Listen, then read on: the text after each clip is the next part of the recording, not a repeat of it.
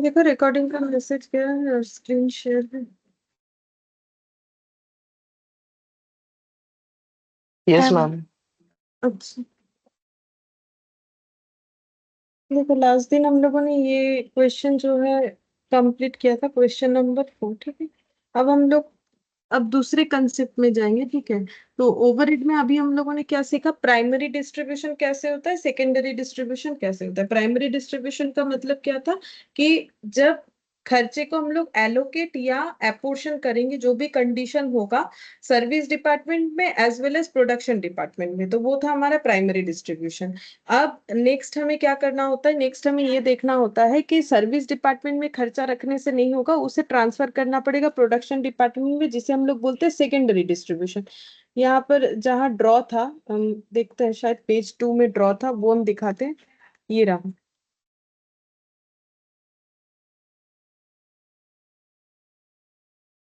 यहाँ नहीं, शायद पेज 1 में है।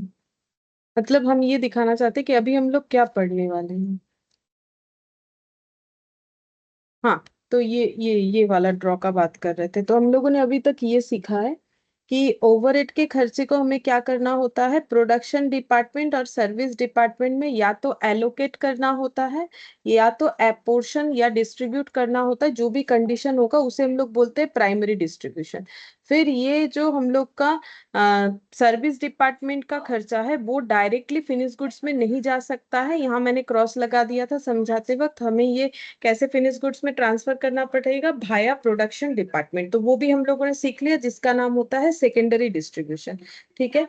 अब फिनिश्ड गुड्स में ये जो एब्जॉर्ब होगा यहाँ पर, इसको हम लोग बोलते हैं एब्जॉर्प्शन। इसके लिए मैंने यहाँ पर लिखवाया था absorption of overhead, absorbing total production department overhead, क्योंकि प्रोडक्शन डिपार्टमेंट में ही टोटल ओवरहेड हमें मिलेगा, क्योंकि सर्विस वाला भी अपना जो ओवरहेड है वो प्रोडक्शन को दे दिया है।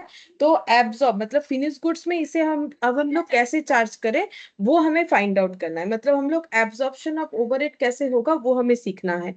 तो जैसे जब हम लोग खर्चा को डिस्ट्रीब्यूट या अपोर्शन करते हैं तो किसी एक बेसिस पे करते हैं ना, तो सेम इसी तरीके से जब हम लोग फिनिश गुड्स में ओवरहेड को एब्सॉर्ब करवाएंगे तो अलग अलग बेसिस होता है, ठीक है। उस बेसिस पे करना पड़ेगा। बेसिस जो है हमें बता दिया गया है कि क्या क्या बेसिस होता है, हमें वही पढ़ना पड़ेगा, तभी हम लोग वही पढ़ेंगे। तो हेडिंग करना है एब्जॉर्प्शन या रिकवरी रेट, ठीक है, हेडिंग करो।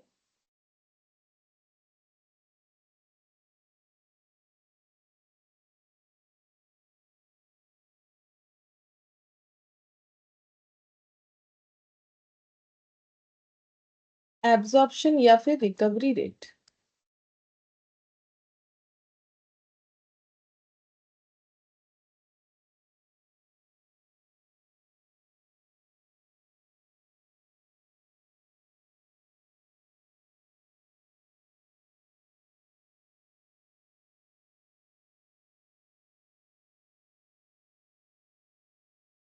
तो कैसे करके फिनिश गुड्स में हम लोग इस खर्चे को एब्सॉर्ब करें, हमें तो पता चल गया। जैसे यहाँ पर हम लोगों ने प्रोडक्शन ओवरहेड का टोटल निकाला, ये रहा, ठीक है। ये रहा 3 लाख, 1,35,000, 1,60,000। अब एक यूनिट फिनिश गुड्स में इसे कैसे चार्ज करें वो पता करना है ना। ये तो टोटल है, लेकिन एक एक यूनिट फिनिश गुड्स में कैसे चार्ज करें। जैसे यहाँ पर हम लोगों ने ओवरहेड रिकवरी रेट निकाला था, हमें बोला था डायरेक्ट लेबर के बेसिस पे निकालने के लिए। तो हम लोगों ने कैसे निकाला कि 1 घंटा लेबर काम करने पे इतना खर्चा होता है। तो हम लोगों ने इस रिकवरी रेट को लेबर के बेसिस पे निकाला, ठीक है। तो हमें कोई ना कोई बेसिस दिया जाएगा जिसके बेसिस पे मतलब जिसके बेसिस पे हमें जो है 1 यूनिट पे लगाने के जैसा डेटा फाइंड आउट करना पड़ेगा। अभी लिखेंगे तो समझ में आएगा, लेकिन ये एक एग्जाम्पल मुझे यहाँ दिख गया। लास्ट क्लास में हम लोगों ने जो क्वेश्चन किया था कि कैसे करके होगा, कि जैसे किसी एक बेसिस पे हम लोग निकालेंगे। जैसे डायरेक्ट लेबर आवर बेसिस पे निकाला तो 3 लाख वाला जो खर्चा है, तो पर लेबर आवर पे 75 रुपए करके अपोर्शन करना पड़ेगा। तो यहाँ पर क्या क्या मेथड होता है यहाँ पर दिखाते हैं। तो ये हम थोड़ा सा यहाँ बता देते हैं। जैसे कि डिस्ट्रीब्यूशन ऑफ जो ओवरहेड है वो 2 जगह पे होता है, प्रोडक्शन और सर्विस, दोनों डिपार्टमेंट में करना पड़ता है। इसमें भी होता है एलोकेशन, ऑलरेडी बताया हुआ है, हम एक बार सामने यहाँ लिख देते हैं तो तुम लोग को समझ में आ जाएगा जब भी चेक करोगे तो कैसे होता है। और एपोर्शन, और इसमें भी होता है एलोकेशन और एपोर्शन। ठीक है। और इस चीज को हम लोग क्या बोलते थे, ये एलोकेशन पोर्शन, ये चीज को हम लोग बोलते थे, यहाँ पर ऐसे करके लिखते थे, ये पूरे चीजों को हम लोग बोलते थे प्राइमरी डिस्ट्रीब्यूशन। ठीक है। अब ये सर्विस डिपार्टमेंट जो है, ये अपना खर्चा जब यहाँ प्रोडक्शन में फिर से ट्रांसफर करता है तो हम लोग इसे बोलते थे सेकेंडरी डिस्ट्रीब्यूशन। ठीक है। अब से ये रिडिस्ट्रीब्यूट हो गया, अब सारा खर्चा कहाँ पर है, प्रोडक्शन डिपार्टमेंट में है। अब यहाँ से कहाँ जाएगा, फिनिश्ड गुड्स में जाएगा। ठीक है। अब फिनिश्ड गुड्स में जो जाएगा इसी को हम लोग बोलते हैं एब्जॉर्प्शन। लेकिन फिनिश्ड गुड्स तक पहुंचाने के लिए हमें कोई बेसिस चाहिए। जैसे मेरे पास रेंट का खर्चा था, तो रेंट के खर्चे को कैसे डिस्ट्रीब्यूट करें, प्रोडक्शन या सर्विस डिपार्टमेंट में, जिसमें भी होना चाहिए। तो एक बेसिस पे कर रहे थे ना, जैसे कि फ्लोर एरिया, तो वैसे ही फिनिश गुड्स तक जो खर्चा हमें एब्जॉर्ब करना है तो उसका कोई बेसिस होना चाहिए। ठीक है। तो बेसिस क्या होगा वही हम लिखेंगे यहाँ पर, मतलब बेसिकली मेथड्स है तो यहाँ पर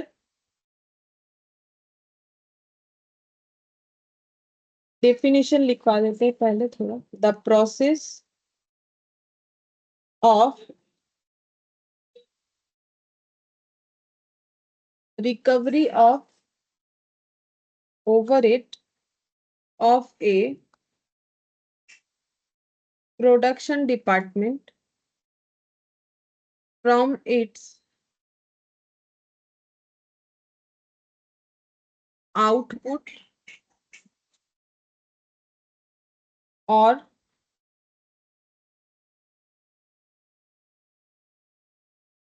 finished goods is called recovery और absorption of overhead।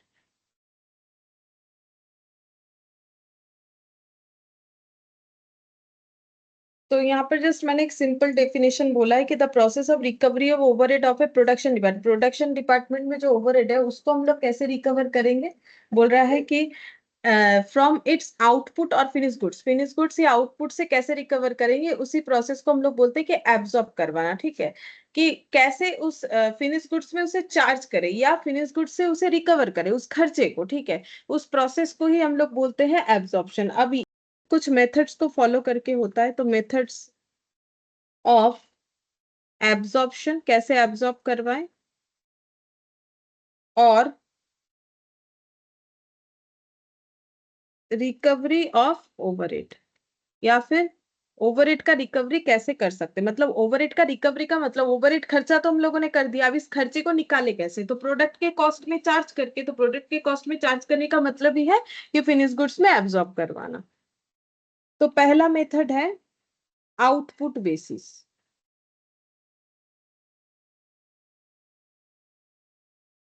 Number of units produced in a department. Second है cost of direct material in percentage.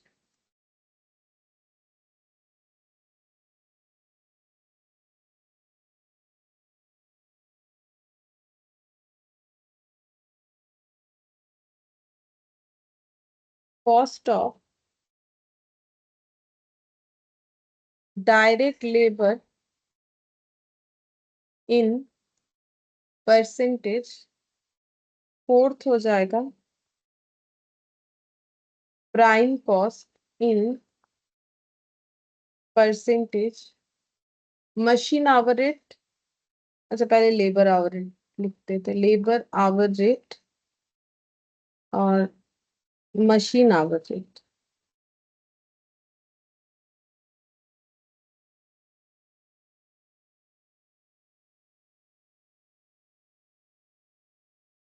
तो हम लोग ये सारे मेथड्स का यूज करेंगे ताकि हम लोग खर्चे को क्या कर सके, ओवरहेड के खर्चे को फिनिश गुड्स में दिखा सके। तो फिनिश गुड्स में दिखाने का मतलब है 1 यूनिट फिनिश गुड्स में इसे दिखाना। मतलब ये मेथड्स में से जो भी सूटेबल होगा, अब सूटेबल मेथड कौन सा को हम बताएंगे कब कौन सा मेथड यूज करना होता है। तो ये अगर हम लोग कोई भी एक मेथड का यूज करेंगे तो इससे हमें क्या मिल जाएगा, 1 यूनिट फिनिश गुड्स में कितना खर्चा होना चाहिए। मतलब खर्चा क्या हो जाएगा, ओवरहेड का खर्चा identifiable in 1 unit of finished goods। अगर याद है सबको, तो जब हम लोग बेसिक ऑफ कॉस्ट पढ़ रहे थे तब मैंने बार बार ये बोला, हर जगह पे बोला है कि ओवरहेड का खर्चा भी हमें क्या करना है, कस्टमर से निकालना है। लेकिन ये उतना आसान नहीं है कि वन यूनिट फिनिश गुड्स में कैसे आइडेंटिफाई करें। जो वन यूनिट फिनिश गुड्स में नहीं आइडेंटिफाइबल होता है उससे ही हम लोग इनडायरेक्ट खर्चा बोलते हैं कॉस्ट में। लेकिन क्या इसका मतलब आइडेंटिफाई करना ही नहीं पड़ेगा? करना तो पड़ेगा। और हम बार बार बोलते थे कि ये हम लोग ओवरहेड चैप्टर में पढ़ेंगे कि कैसे आइडेंटिफाई करना पड़ेगा। अब देखो लास्ट में पहुंच गए कि कैसे वन यूनिट फिनिश गुड्स में हम लोग ये खर्चे को आइडेंटिफाई कर पाएंगे। पहले तो हम लोगों ने सारा खर्चा प्रोडक्शन डिपार्टमेंट में ले लिया, ठीक है, लेकिन वो तो टोटल है, ओवरऑल होता है। ये देखो प्रोडक्शन डिपार्टमेंट में जो भी खर्चा दिख रहा है आफ्टर सेकेंडरी डिस्ट्रीब्यूशन, ये टोटल दिख रहा है। फिर हमें किसी बेसिस पे वन यूनिट खर्चा निकालना पड़ेगा, वन यूनिट पे कितना चार्ज होगा, ठीक है। तो वही अभी हम लोग करने जा रहे हैं कि कैसे करके हम लोग वन यूनिट फिनिश गुड्स में उस खर्चे को दिखा सके। तो सबसे पहला है आउटपुट बेसिस। अब इसको हम समझाते हैं कि कब हम लोग आउटपुट बेसिस यूज कर सकते हैं, या फिर कौन से सिचुएशन में हमें आउटपुट बेसिस मेथड को अप्लाई करना चाहिए। तो इसके लिए हम एक एग्जांपल ले लेते हैं, ABC, या फिर P1 P2 ऐसे लिख देते हैं। चलो P1 P2 P3, ये तीन प्रोडक्शन डिपार्टमेंट है। ये तो तीनों प्रोडक्शन डिपार्टमेंट में जो है हम लोग का प्राइमरी सेकेंडरी डिस्ट्रीब्यूशन सब करने के बाद जो टोटल ओवरहेड आया है, मान लेते हैं कि वो है 10,000, 20,000, 30,000। ये टोटल ओवरहेड आया, ठीक है। मतलब ये कौन सा वाला फिगर हो गया, यहाँ पर देखो, ये जो हम लोगों ने टोटल ओवरहेड यहाँ पर निकाला ना, ये देखो जैसे ये वाला क्वेश्चन में था, ये हम लोग का सेकेंडरी डिस्ट्रीब्यूशन था। ये total overhead as per primary distribution आया था। फिर ये देखो 3 लाख, ये वाला क्वेश्चन है मुझे इस पेज में दिख रहा है तो हम बार बार ये दिखा रहे हैं। बाकी तुम लोग किसी भी क्वेश्चन में देख सकते हो, टोटल अपोर्शन्ड ओवरहेड इस तरीके से आ जाता है। तो after primary and secondary distribution मान लेते हैं कि ये टोटल ओवरहेड हुआ। अब इस ओवरहेड को हमें कैसे रिकवर करना है, बेसिस यूज करना चाहते हैं, ठीक है। तो हमें पता करना पड़ेगा कि हर एक प्रोडक्शन डिपार्टमेंट में आउटपुट कितना है। तो हम यहाँ पर लिख रहे हैं नंबर ऑफ यूनिट्स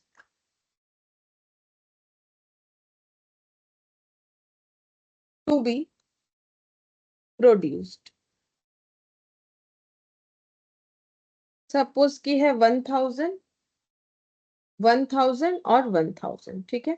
अब मुझे क्या बोला गया, आउटपुट बेसिस पे ओवरहेड का रिकवरी रेट दिखाना है। तो ओवरहेड रेट, ठीक है, ओवरहेड रेट, रेट का मतलब है कि एक यूनिट पे हमें निकालना है, ठीक है। तो ओवरहेड रेट पर यूनिट कितना हो जाएगा, तो कैसे करके निकालेंगे। अगर टोटल ओवरहेड है 10,000, कितना यूनिट बनाने के लिए हुआ, 1,000 यूनिट, फिर एक यूनिट बनाने का खर्चा कितना है, वही होगा हमारा ओवरहेड रेट पर यूनिट। तो कितना आ जाएगा, 10,000 डिवाइडेड बाई 1,000, तो ये कितना आ जाएगा, 10 रुपीज पर यूनिट, ठीक है। इधर निकालेंगे, इसमें हो जाएगा 20,000 डिवाइडेड बाई 1,000, मतलब rupees 20 per unit. 30,000 divided by 1,000, तो ये हो जाएगा रुपीज 30 पर यूनिट, ठीक है। तो सभी प्रोडक्शन डिपार्टमेंट में हम लोगों का जो है पर यूनिट पे कितना ओवरहेड रिकवर करना चाहिए पता चल गया, अगर हम लोग पर यूनिट वाला मेथड यूज कर रहे हैं। अब जैसे मान लो कि हमें बोला गया है कि डिपार्टमेंट P1 में एक प्रोडक्ट बनता है जिसका नाम है एक्स, ठीक है। अब एक्स अगर एक यूनिट बनता है तो उस पे कितना खर्चा होगा वही तो निकालना है, तभी तो एक्स प्रोडक्ट को मार्केट में बेच पाएंगे। ये पता करना है एक पीस या एक यूनिट एक्स बनाने का खर्चा कितना है, तो क्या क्या खर्चा होगा। तो सबसे पहले होगा डायरेक्ट मटेरियल, हम लोग उसी तरीके से चैप्टर भी पढ़ रहे हैं। सबसे पहले बेसिक पढ़ा, फिर इसके बाद हम लोग पढ़ रहे हैं जो है मेटेरियल पढ़े, फिर लेबर, अब ओवरहेड। तो डायरेक्ट मेटेरियल मान लेते हैं 100 रुपए का मेटेरियल लगता है इस प्रोडक्ट को एक यूनिट बनाने में। डायरेक्ट लेबर लगता है फॉर एग्जाम्पल 50 रुपीज लगता है, ठीक है। और अब जो ओवरहेड है वो कितना लगता है, कैसे निकालें, क्योंकि मैंने एक यूनिट का निकाल लिया है 10 रुपए, तो हम यहाँ पर 10 लिख देंगे। तो टोटल मेरा कॉस्ट कितना हो गया, 160, अगर इसके बाद मुझे और कोई खर्चा ऐड नहीं करना है तो बात समझ में आया। हम ये 10,000 थोड़ी ना लिख सकते थे। तो अभी इसके पहले क्लास में हम लोगों ने कहाँ तक सीखा हुआ था, किस तरीके से ये टोटल ओवरहेड हम लोग निकाल सकते हैं, यहाँ तक सीखा हुआ था। अब इस ओवरहेड को कैसे वन यूनिट फिनिश गुड्स में लगाएंगे, तो वन यूनिट फिनिश गुड्स में लगाने का मतलब वन यूनिट के हिसाब से हमें उस खर्चे को आइडेंटिफाई करना पड़ेगा। तो अभी मैंने आउटपुट बेसिस पे दिखाया, तो हम लोग का ये 160 आ गया। तो इस तरीके से इस प्रोसेस को ही बोलते हैं एब्जॉर्ब करवाना। तो प्रोडक्ट के कॉस्ट में ओवरहेड को हम लोगों ने एब्जॉर्ब करवा दिया। मेथड कौन सा लिया, आउटपुट बेसिस, ठीक है। तो अब इसका फॉर्मूला क्या हो जाएगा, कैसे करके हम लोग रेट निकालें। तो टोटल ओवरहेड देखो हर जगह पे total overhead divided by unit है, ठीक है। तो यहाँ पर लिखेंगे बजटेड और estimated overhead divided by budgeted number of units to be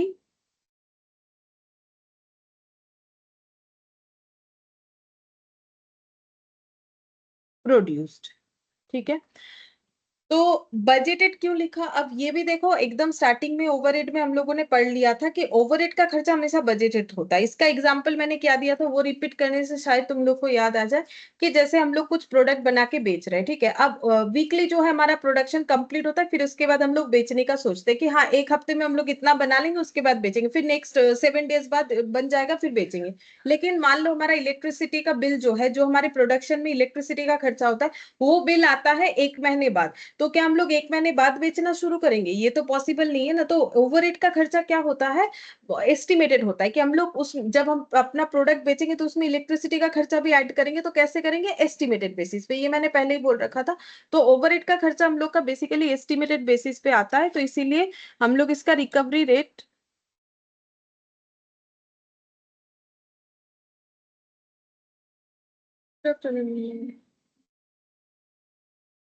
good afternoon ma'am.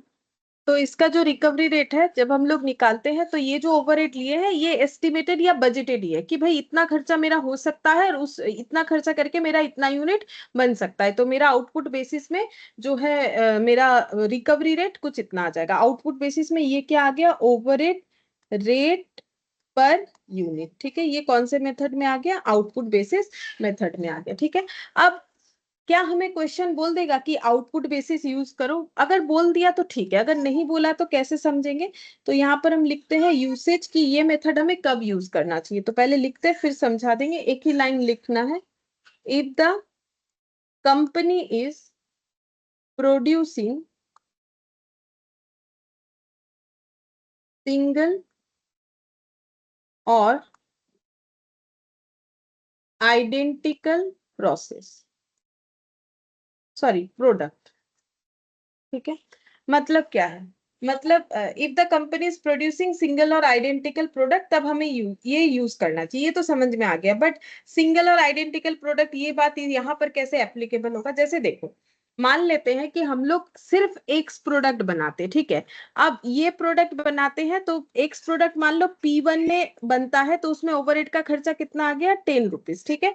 अब एक्स के तरह ही और एक प्रोडक्ट बनाते हैं वाई, मतलब सेम जैसा एक्स है वैसा ही है, बस नाम अलग है वाई, ठीक है। तो उस पे भी ओवरहेड का खर्चा 10 दे सकते हैं, वो जस्टिफाइबल है। लेकिन मान लो जो वाई प्रोडक्ट है वो एक्स के तरह नहीं है, ठीक है। मेनली ये प्रोडक्शन डिपार्टमेंट में एक्स ही प्रोड्यूस होता है, लेकिन अगर हम लोग एक्स के तरह वाई बना रहे तो वहां भी 10 रुपए का खर्चा लगाने का कोई प्रॉब्लम नहीं है। लेकिन वाई अगर एक्स के जैसा नहीं है, अलग है, लेकिन हम लोग सेम ये रेट यूज कर रहे हैं, तो हमारे वाई का कॉस्टिंग अलग हो जाएगा। इसीलिए बोल रहा है कि जब कंपनी सिंगल प्रोडक्ट बनाती है, मतलब कंपनी सिर्फ एक्स प्रोडक्ट ही बनाती है, तब ये मेथड यूज करना चाहिए, ठीक है। या फिर कंपनी एक्स के जैसा कोई प्रोडक्ट बनाती है, तब हम लोग ये मेथड यूज कर सकते हैं। और अगर एक्स के जैसा नहीं है तो उसमें प्रॉब्लम क्या हो जाएगा कि अगर हम लोग प्रोडक्शन डिपार्टमेंट 1 का हम एग्जांपल ले रहे हैं, यहाँ पर हम लोग एक्स वाई जेड ये 3 तरीके का बना रहे हैं और सभी में हम लोग 10 रुपए का खर्चा लगा रहे हैं। लेकिन एक्स वाई जेड का जो प्रोडक्शन का सिस्टम है सबका अलग है। एक्स में तो 10 ठीक है जस्टिफाइबल है, लेकिन वाई और जेड में जो है जस्टिफाइबल नहीं, क्योंकि उसके प्रोडक्शन होने का पूरा तरीका ही अलग है। लेकिन हम लोगों ने क्या किया? आउटपुट बेसिस ले लिया और हम लोगों ने वाई और जेड पे भी उतना ही खर्चा लगा दिया, तो वो गलत हो जाएगा, ठीक है। तो अगर मेरा प्रोडक्ट आइडेंटिकल नहीं है तो फिर मुझे ये वाला मेथड नहीं अप्लाई करना चाहिए, ठीक है। तो मुझे कौन सा मेथड कब अप्लाई करना है वो हमें थोड़ा थोड़ा यहाँ पर हम हिंट्स दे देंगे जिससे हम लोग समझ सकते हैं।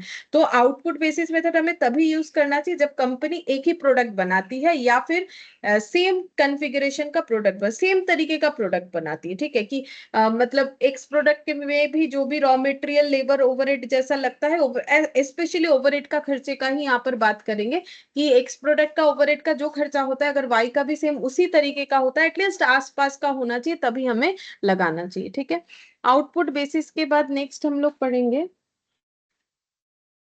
आउटपुट बेसिस के बाद cost of direct material in percentage, मतलब direct material cost.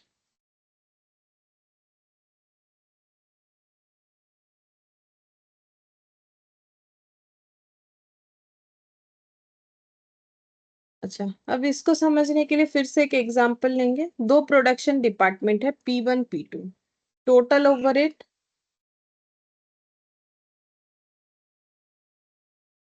10,000 20,000। Direct material cost 20,000 40,000। तो ओवरहेड रिकवरी रेट क्या होगा? मतलब हमें रिकवरी रेट कैसे निकालने बोला है? मेटेरियल कॉस्ट के बेसिस पे, इसीलिए मेथड का नाम वैसा है। तो 10,000 का खर्चा हमें डायरेक्ट मेटेरियल के बेसिस पे निकालना है, तो 10,000 डिवाइडेड बाई 20,000, क्योंकि ये परसेंटेज में होता है तो इंटू 100 कर देंगे, तो ये आ जाएगा 50%।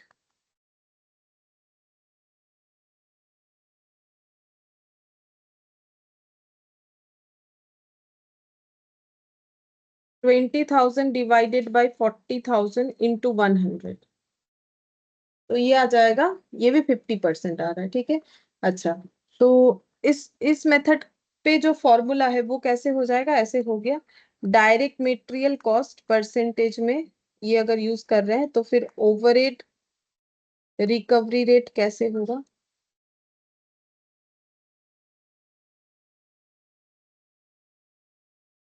बजटेड ओवरहेड या एस्टिमेटेड डिवाइडेड बाय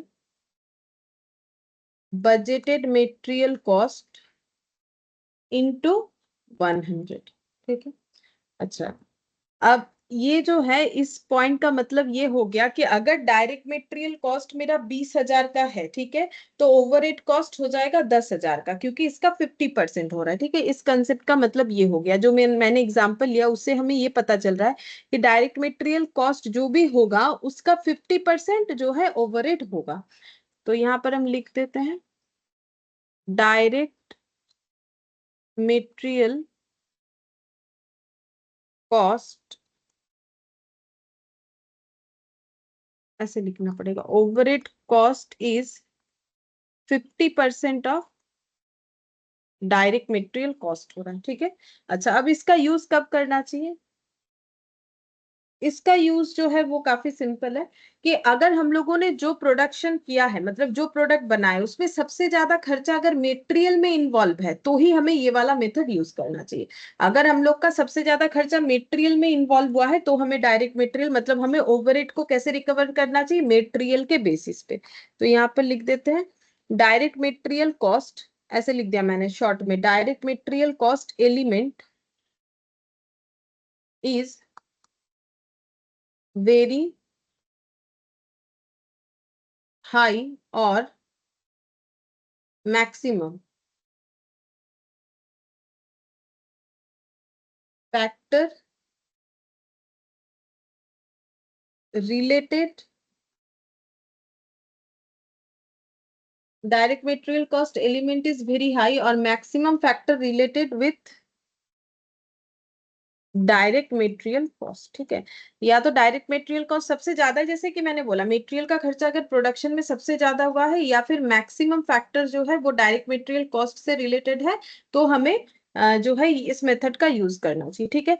अब इस मेथड को हम लोग कैसे अप्लाई कर सकते हैं? सिंपल इस तरीके से अप्लाई कर सकते हैं कि अगर हम लोग कोई प्रोडक्ट बना रहे, प्रोडक्ट मान लेते हैं एक्स बना रहे, ठीक है, उसमें डायरेक्ट मटेरियल लग चुका है, मान लेते हैं 100 रुपए का, डायरेक्ट लेबर हो चुका है 50 रुपीज का। अब हमें ओवरहेड लगाना है, तो कैसे लगाएंगे?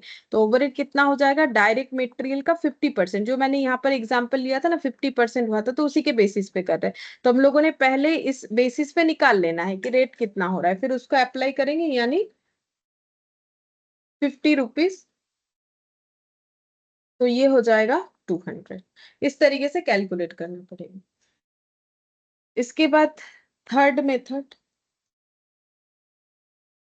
Direct labour cost.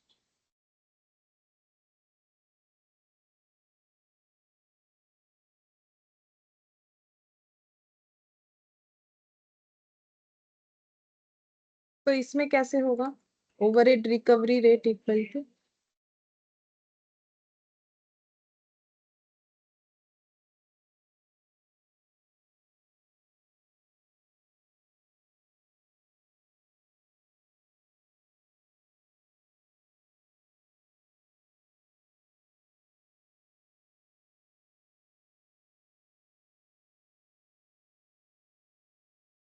Estimated direct labour cost. तो सेम वैसे ही जैसे यहाँ पर था बजटेड ओवरहेड और बजटेड मटेरियल कॉस्ट, तो वैसे ही कर दिया इनटू 100, ऐसे करके हो जाएगा। तो मैंने पहले फॉर्मूला लिख दिया। अब इसको कैसे एग्जाम्पल से समझेंगे, तो सेम एग्जाम्पल ही ले लेते हैं। Total overhead 10,000 20,000, direct labour cost मान लेते हैं 20,000 और 40,000, overhead recovery 10,000 divided by 20,000 into 100, तो ये 50% हुआ, ये भी 50% हो जाएगा।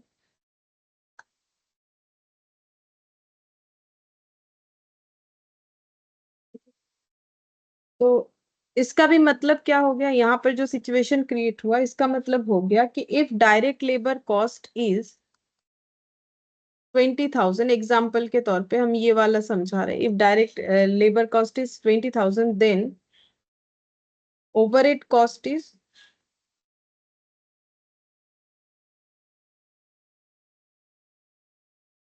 50% ऑफ डायरेक्ट लेबर कॉस्ट।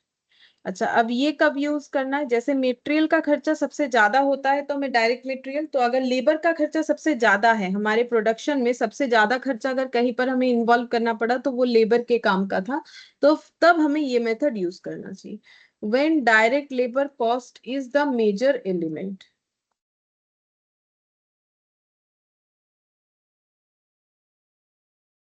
जब डायरेक्ट लेबर कॉस्ट जो है वो मेजर एलिमेंट होगा। अब इसका ऐसे एग्जांपल बना सकते हैं, प्रोडक्ट एक्स लिख के, ठीक है। तो जैसे अगर हम लोग प्रोडक्ट एक्स बना रहे हैं तो उसमें डायरेक्ट मटेरियल मान लेते हैं 100 रुपए का, डायरेक्ट लेबर मान लेते हैं 50 रुपीज का, तो ओवरहेड कितना लगाएंगे, तो ओवरहेड होगा लेबर का 50%, तो 50 का 50% मतलब 25, तो 175 हो जाएगा। तो इस तरीके से हमें अप्लाई करना पड़ेगा। अच्छा, फोर्थ मेथड क्या लिखा था मैंने, फोर्थ मेथड है prime cost, prime cost method.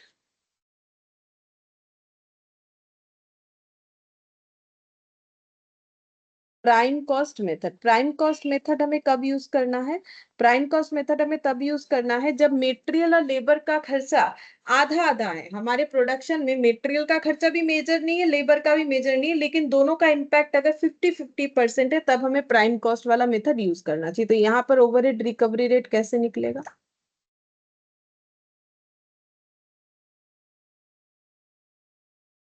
Estimated total overhead divided by prime cost into 100।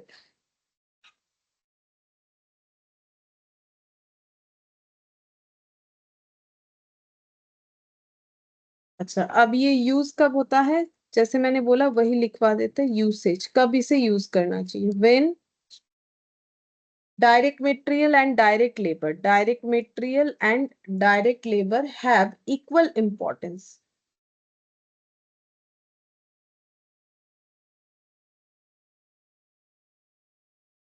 मतलब लेबर और जो मटेरियल का खर्चा है वो दोनों बराबर का है, तब हमें ये वाला मेथड यूज करना चाहिए। अच्छा, इसका अगर हम लोग एग्जाम्पल लें,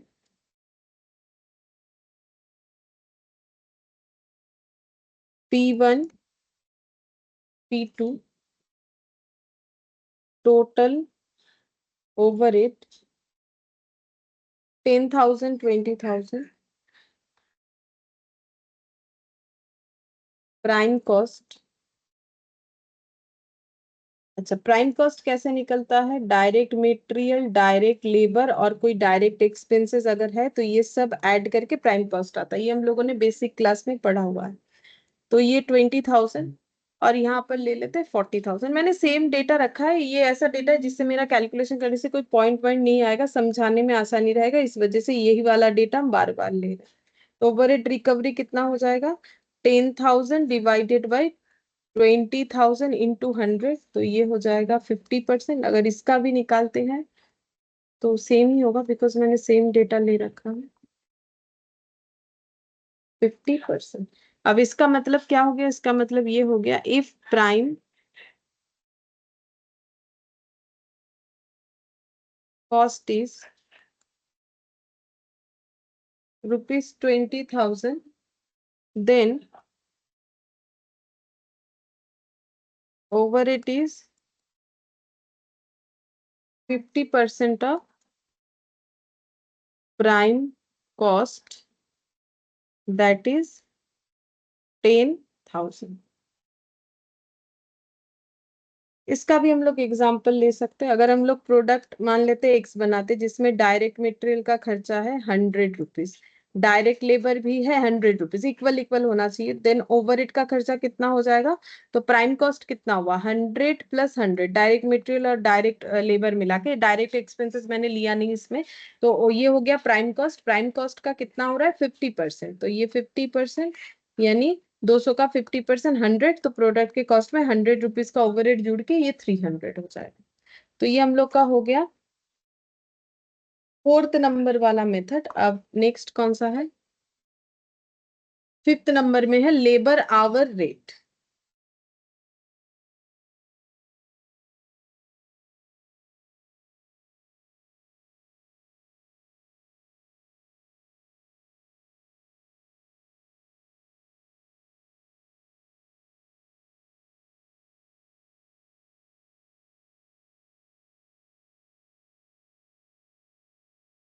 इसमें कैसे होगा? Overhead recovery equal to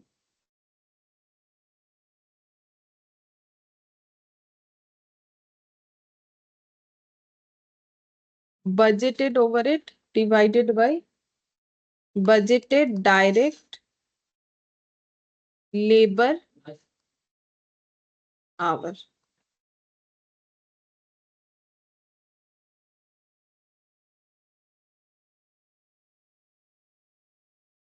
direct labour hour मतलब यहाँ पर कौन सा लेना है? Number of hours labour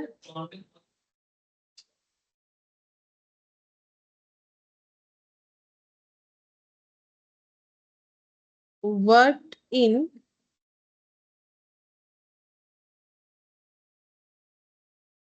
production department. Number of hours labour work in, जिस प्रोडक्शन डिपार्टमेंट का ओवरहेड ले रहे हैं उस प्रोडक्शन डिपार्टमेंट में लेबर कितने घंटे काम कर रहा है वो कैलकुलेट करना पड़ेगा, डायरेक्ट लेबर आवर। इसका और कोई एग्जाम्पल वगैरह नहीं लिख रहे, डायरेक्ट यूसेज लिख देते हैं। एग्जाम्पल लेने से वैसे ही होगा, ये जैसे यहाँ पर है सेम यही वाला एग्जाम्पल हम लोग कर सकते हैं। अब बस लेबर आवर लेना पड़ेगा। जैसे इसका एग्जाम्पल देखो, ये वाला जो हम स्टार्टिंग से बता रहे हैं ना, ये देखो लेबर आवर, ऐसे यहाँ पर बोला था ना, ये एग्जाम्पल, ये लेबर आवर दे देगा हमें क्वेश्चन में, तो हम लोग labour our overhead recovery rate निकल गया लेबर आवर बेसिस पे। तो ऐसा ही कोई एग्जाम्पल हम लोग ले सकते हैं इस पे, और एग्जाम्पल नहीं लिख रहे। इसका यूज कब होगा? जब हमारा लेबर आवर इंसेंटिव काम है, सॉरी इंटेंसिव काम है। Labour our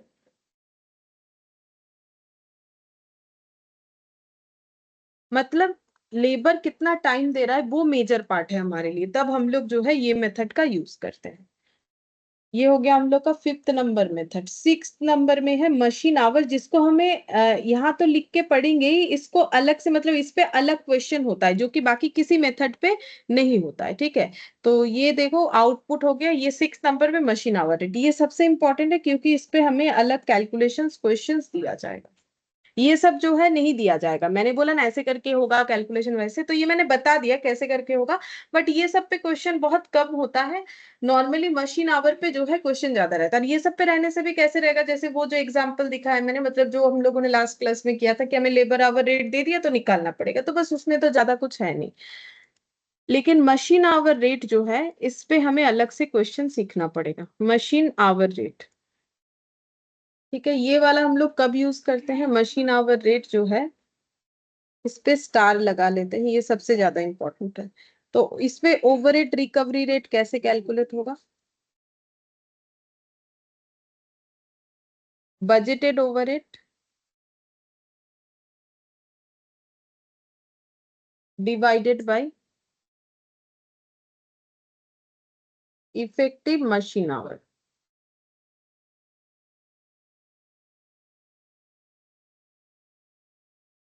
effective machine our कैसे निकालेंगे? इफेक्टिव मशीन आवर जैसे इफेक्टिव लेबर आवर निकालते थे लेबर वाले चैप्टर में, तो वहां क्या निकालते थे कि लेबर कितने घंटे काम किया और उसमें कितना टाइम प्रोडक्शन हुआ। जैसे लेबर काम करने आ तो रहा है, दिख रहा है कि 12 घंटा लेबर आया है, मतलब जब से आया है तब से लेके जब घर जाता है तब तक 12 घंटा होता है मान लेते हैं, या 9 घंटा, जो फैक्ट्रीज एक्ट के अकॉर्डिंग है 8 आवर्स मान लो। लेकिन काम जो है वो 6 घंटे का ही करता है, 2 घंटा उसका आइडल चला जाता है, ठीक है, तो फिर इफेक्टिव आवर 6 घंटा हो जाएगा। तो वैसे ही यहाँ पर भी लिखेंगे टोटल मशीन आवर, जितना घंटा मशीन चल रहा है, ठीक है, लेकिन कुछ नॉर्मल आइडल टाइम भी होगा, वो माइनस कर देंगे क्योंकि ऑन दैट मोमेंट प्रोडक्शन नहीं होगा। अब normal idle time of machine क्या होगा? जैसे कि एग्जांपल के तौर पे मशीन को जब हम लोग सेटअप करेंगे तो वर्कर तो आ गया, बट मशीन का अगर सेटअप का काम चल रहा है तब मशीन में कोई प्रोडक्शन नहीं हो रहा है, तो सेटअप टाइम। और हो सकता है routine service,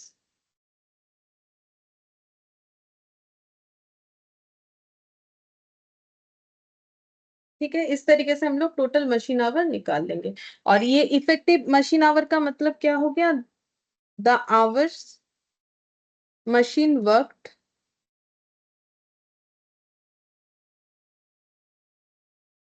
for production, production के लिए जितना घंटा मशीन चल रहा है, ठीक है। इस मेथड का यूज कब होता है?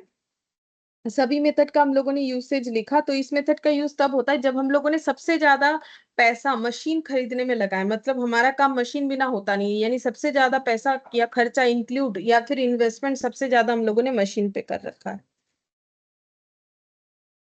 तो कैपिटल और मशीन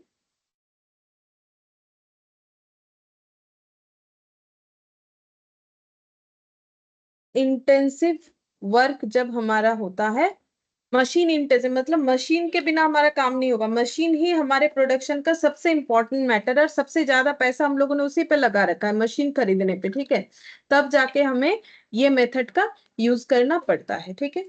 अच्छा, अब इसमें क्योंकि मैंने बोला इसको अलग से हमें पढ़ना है, तो देखो इसको अलग से क्यों हमें पढ़ना है। जैसे एक फैक्ट्री है मान लेते हैं,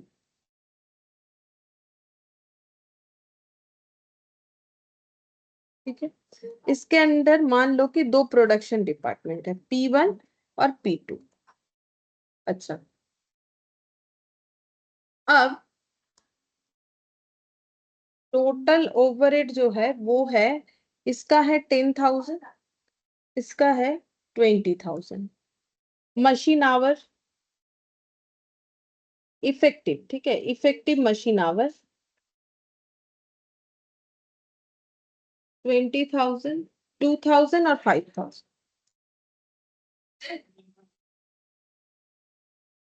तो मशीन आवर रेट कितना आ जाएगा?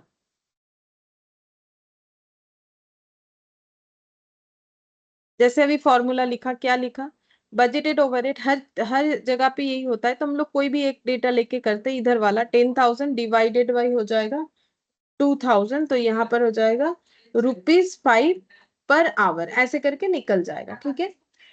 लेकिन अगर हमारा क्वेश्चन में ऐसे रहा कि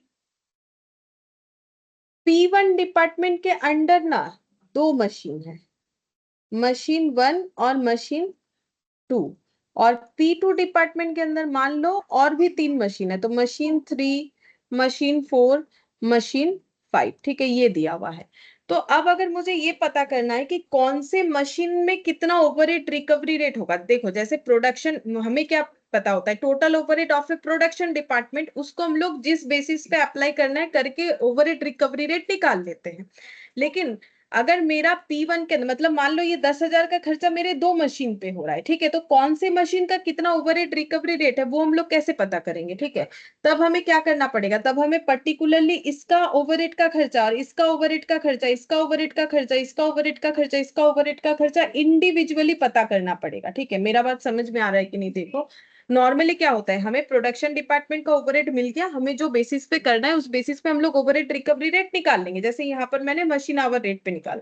लेकिन अगर मेरे प्रोडक्शन डिपार्टमेंट के अंडर ही मेरा 2 मशीन है, 3 मशीन है या 5 मशीन है, तो फिर ये 10,000 का खर्चा तो किसी एक मशीन के लिए नहीं हुआ है, तो फिर हम कैसे निकाल सकते हैं? तो मुझे पर्टिकुलर हर एक मशीन का क्या पता होना चाहिए, ओवरहेड पता होना चाहिए, और उस मशीन का इफेक्टिव आवर पता होना चाहिए, तब हम लोग मशीन आवर रेट निकाल सकते हैं। तो इस केस में हमें अगर मशीन आवर रेट निकालना है तो हम लोग कैसे निकालेंगे? अगर मल्टीपल मशीन है तो total overhead of particular machine, total overhead of particular machine, particular machine का टोटल ओवरहेड पता होना चाहिए, मतलब जैसे इसका तो ओवरहेड ही चाहिए हमें, डिवाइडेड बाय क्या हो जाएगा, divided by effective machine overhead. लेकिन कौन से मशीन का चाहिए, जिस मशीन का हम लोग निकालना चाहते हैं। तो machine hour of that particular machine, तो हमें पर्टिकुलर उस मशीन का ही इफेक्टिव आवरली रेट चाहिए, और पर्टिकुलरली हमें उस मशीन का ओवरहेड चाहिए। तो क्वेश्चन में हमें क्या होगा ना, पर्टिकुलर मशीन के खर्चे निकालने का डेटा दिया हुआ रहेगा, ठीक है। तो हमें ऐसा क्वेश्चन किस तरीके से सॉल्व करना है, सबसे पहले यहाँ पर हम लिख देते हैं कैसे करके सॉल्व करना पड़ेगा। तो स्टेप 1 लिखना है हमें, क्वेश्चन में ऐसा गिवन हो सकता है कि total overhead of production department given, मान लो कि हमें ये 10,000 दिया हुआ है, जैसे देख रहे हो ये प्रोडक्शन डिपार्टमेंट ने इसका खर्चा दिया हुआ है, ठीक है। फिर step 2, total overhead is further divided into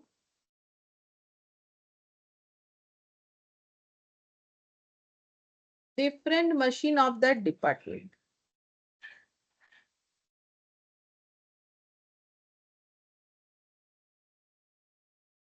तो टोटल ओवरहेड फर्दर कैसे डिवाइड होगा, डिफरेंट मशीन, मतलब हमारे पास ऐसा कुछ डेटा क्वेश्चन में जरूर रहेगा कि ये 10,000 में से कितना मशीन 1 का है, कितना मशीन 2 का है, हम लोग निकाल पाए, ऐसा हमें डेटा जरूर गिवन होगा। तो वही लिखा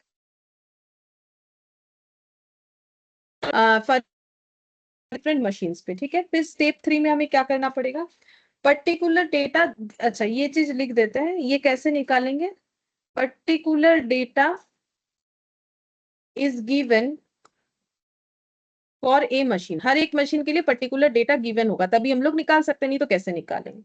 और step 4, machine our is given, machine our is given, वो भी गिवन होगा for a particular machine, particular machine जिसका हम लोग ओवरहेड निकालना चाहते हैं, उस मशीन का, उस पर्टिकुलर मशीन का जो है हमें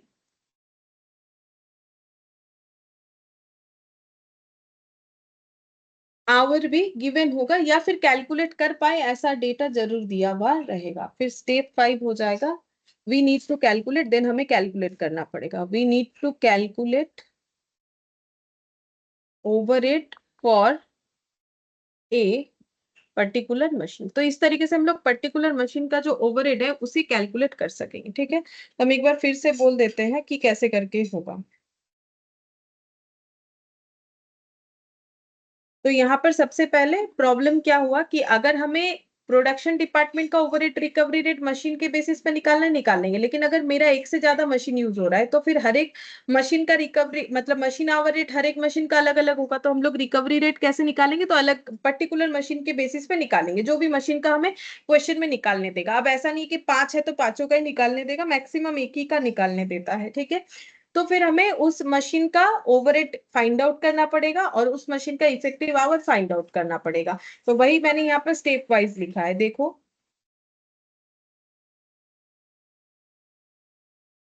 total overhead of production department given होना चाहिए, पूरे प्रोडक्शन डिपार्टमेंट का नॉर्मली, ठीक है। अगर नहीं होगा सिर्फ मशीन का होगा तो उसी से भी कर लेंगे। Total overhead is further divided into different machine of that department, फिर टोटल ओवरहेड डिवाइड करना पड़ेगा मशीन्स में, ठीक है, उस डिपार्टमेंट का।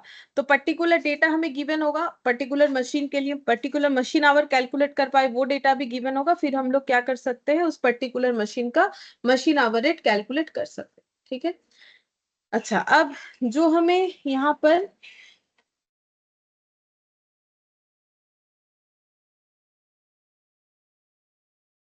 वेरियस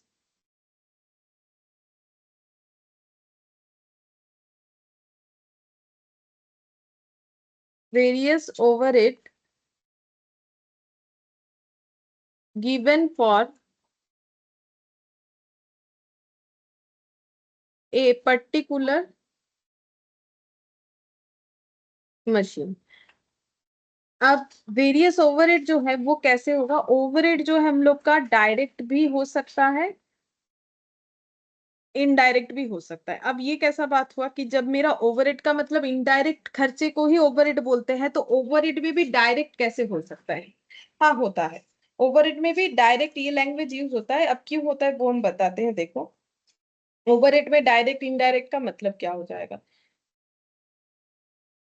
देखो, ओवरहेड में डायरेक्ट ओवरहेड कॉस्ट का मतलब हो गया कि अगर हमें स्पेसिफिकली पता है कि ये खर्चा मैंने इस काम को करने के लिए किया, जैसे एक पर्टिकुलर जॉब या प्रोजेक्ट के लिए अगर हम लोग किसी खर्चे को इनकट करें, जैसे मुझे ये प्रोडक्ट बनाना है तो मैंने ये मशीन हायर किया है बस इसी प्रोडक्ट को बनाने के लिए, ठीक है, तो वैसे खर्चे, क्योंकि अब मुझे ना उसमें कुछ एपोर्शन ओवरहेड को मतलब डिस्ट्रीब्यूशन कुछ नहीं करना पड़ेगा, क्योंकि मुझे पता ही है कि मैंने इस काम के लिए ये खर्चा किया है, तो उसे हम लोग डायरेक्ट ओवरहेड बोलते हैं। इनडायरेक्ट का मतलब तो पता ही है, जब ओवरऑल होता है, जैसे कि मान लो कि ये हो गया फैक्ट्री, ठीक है, एग्जाम्पल के तौर पे ये फैक्ट्री है, ठीक है।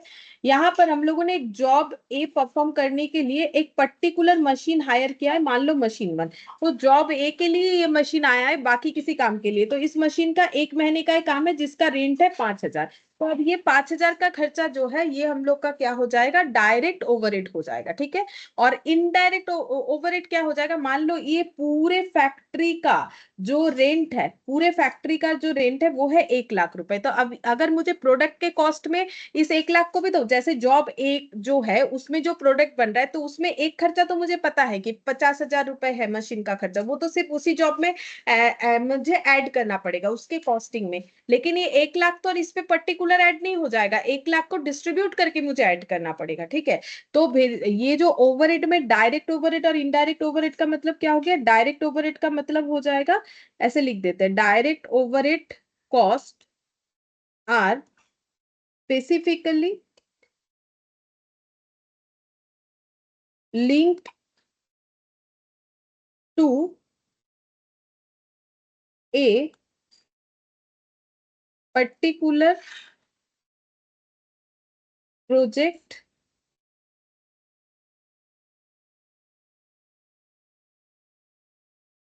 और जॉब। लेकिन इनडायरेक्ट जो है, इनडायरेक्ट मतलब क्या हो जाएगा? इनडायरेक्ट ओवरहेड कॉस्ट बोलते हैं इसे, ठीक है। Indirect overhead cost are general expenses, ठीक है, general expenses that support entire business, that support entire business। पूरे बिजनेस को सपोर्ट करने के लिए जो खर्चा हो रहा है उसे हम लोग बोलेंगे इनडायरेक्ट ओवरहेड कॉस्ट, और जो पर्टिकुलर किसी जॉब को परफॉर्म करने के लिए हो रहा है उसे हम लोग बोलेंगे डायरेक्ट ओवरहेड कॉस्ट। तो हमें क्वेश्चन में ये डायरेक्ट इनडायरेक्ट समझना पड़ेगा, ठीक है। अब डायरेक्ट और हो या इनडायरेक्ट, इसको फर्दर 2 पार्ट में डिवाइड करना पड़ेगा। एक हो जाएगा फिक्स्ड और स्टैंडिंग, दूसरा हो जाएगा वेरिएबल और मशीन एक्सपेंसेस।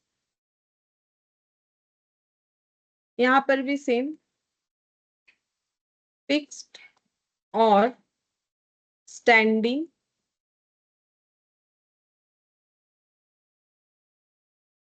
वेरिएबल और मशीन एक्सपेंसेस, ठीक है।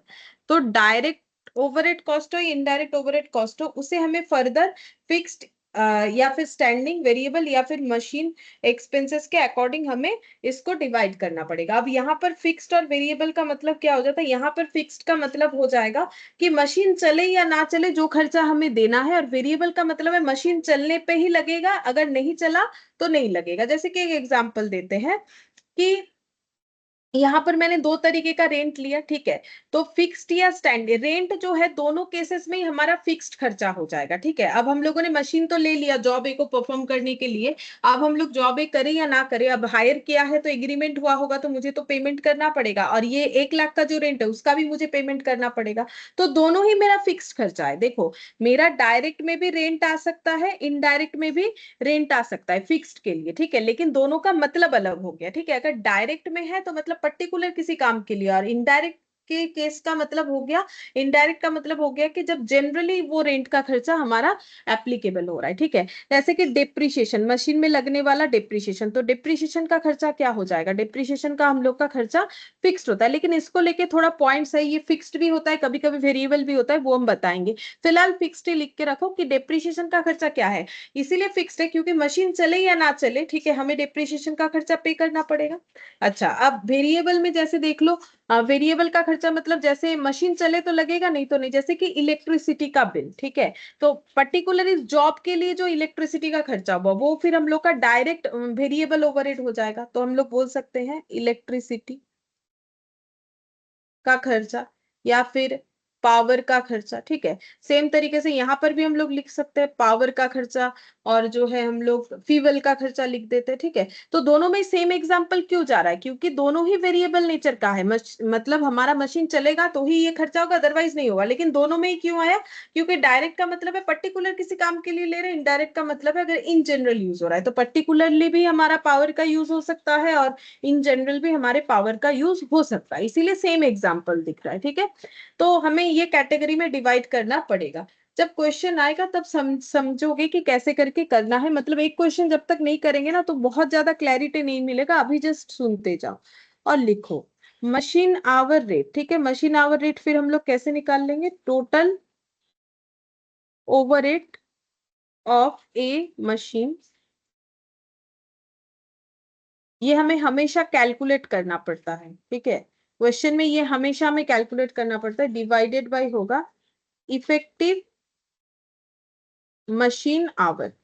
अब ये वाला डेटा का क्या है ना, हमें कैलकुलेट भी करना पड़ सकता है, या फिर कभी कभी किस्मत अच्छा है तो हमें दे देगा तो कैलकुलेट नहीं करना पड़ेगा। लेकिन हमेशा क्वेश्चन में वो न्यूमरेटर वाला डेटा हमें हमें हमें कैलकुलेट हमेशा करना पड़ेगा, वो कभी भी हमें गिवन नहीं होगा।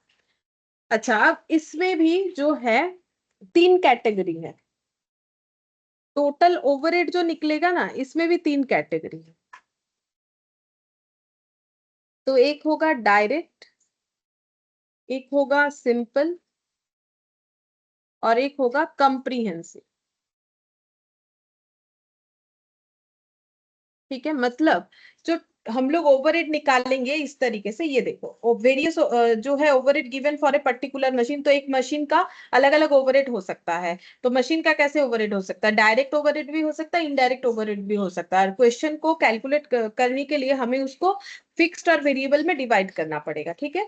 अब जो टोटल ओवरहेड होगा उसको 3 तरीके से डिवाइड किया गया, एक होता है डायरेक्ट, एक होता है सिंपल, एक होता है कंप्रिहेंसिव। तो डायरेक्ट जो है मेथड, ये हम लोग कब यूज करने वाले, डायरेक्ट मेथड से कब हम लोग ओवरहेड को कैलकुलेट करेंगे, जब डायरेक्ट कॉस्ट, मतलब ओवरहेड का खर्चे का बात कर रहे हैं, रिलेटेड टू मशीन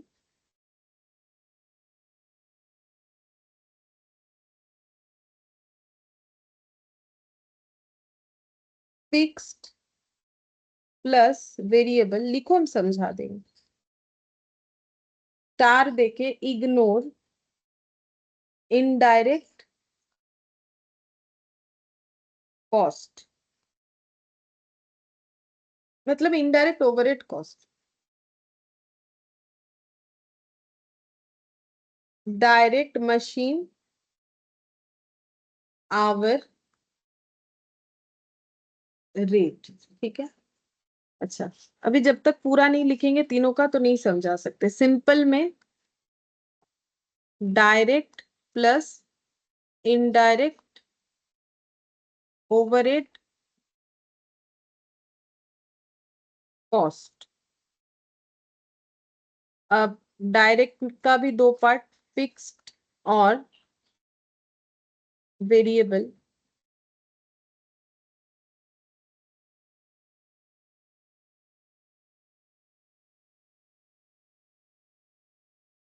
फिक्स्ड और वेरिएबल। अच्छा, अब इसमें हमें क्या करना है, यहाँ पर लिखना है सिंपल मशीन आवर रेट, और कंप्रीहेंसिव में लिखना है direct indirect plus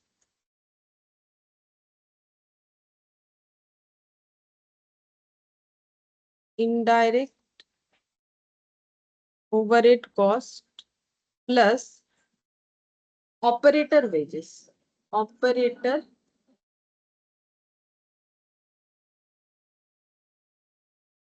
plus operator wages.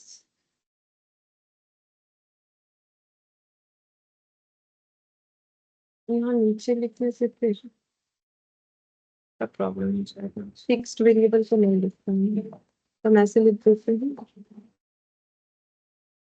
Indirect overhead cost plus operator wages, operator wages. अब डायरेक्ट में वही फिक्स्ड और वेरिएबल,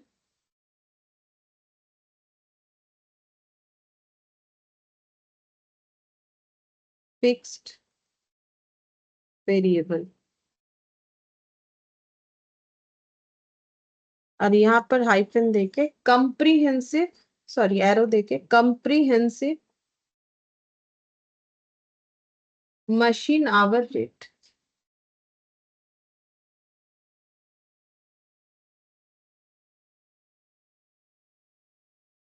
ठीक है, अब इसका मतलब हम समझाते हैं।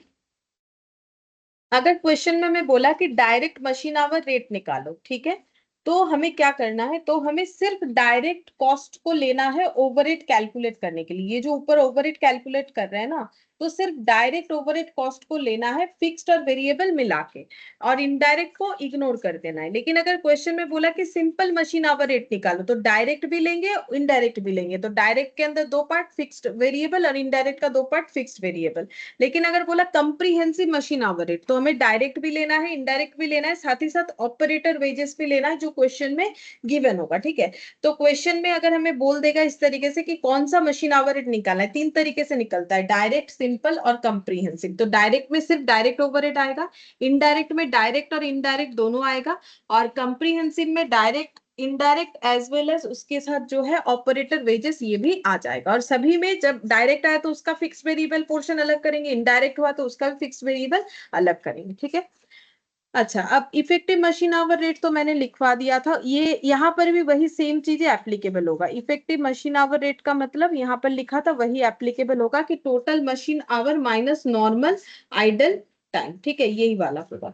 अच्छा, अब नॉर्मल आइडल टाइम जो है ये मैंने बता दिया कि सेटअप का खर्चा जो है, रूटीन सर्विस, ये सब होता है। और एक चीज लिखवा देते हैं नॉर्मल आइडल टाइम के ऊपर, तो यहाँ पर एक बार लिख देते हैं इफेक्टिव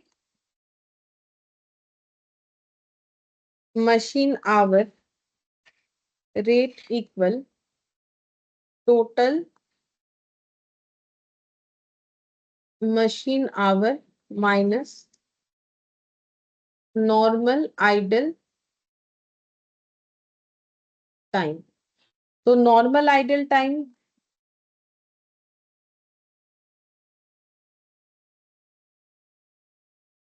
इसमें लिखना है unless and until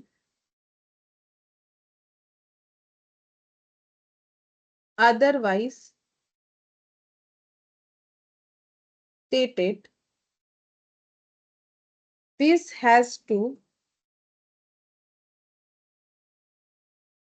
be considered as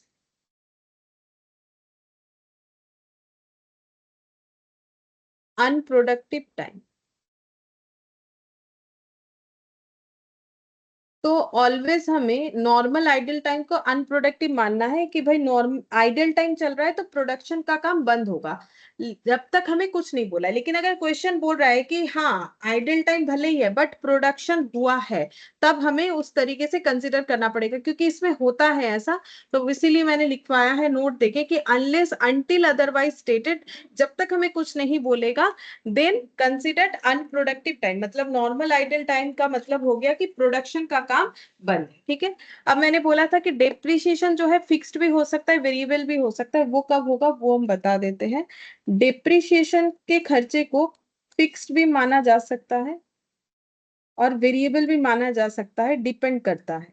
क्या डिपेंड करेगा कि अगर क्वेश्चन में हमें जो डेप्रिसिएशन का डेटा है उससे हम लोग स्ट्रेट लाइन मेथड बना सकते हैं या WDV मेथड बना सकते हैं। ठीक है, तो फिर या फिर अगर हमें परसेंटेज गिवन है तो हमें उसे फिक्स्ड खर्चे में लेना चाहिए। और वेरिएबल खर्चा कब होगा, यूसेज बेसिस पे अगर हुआ तो।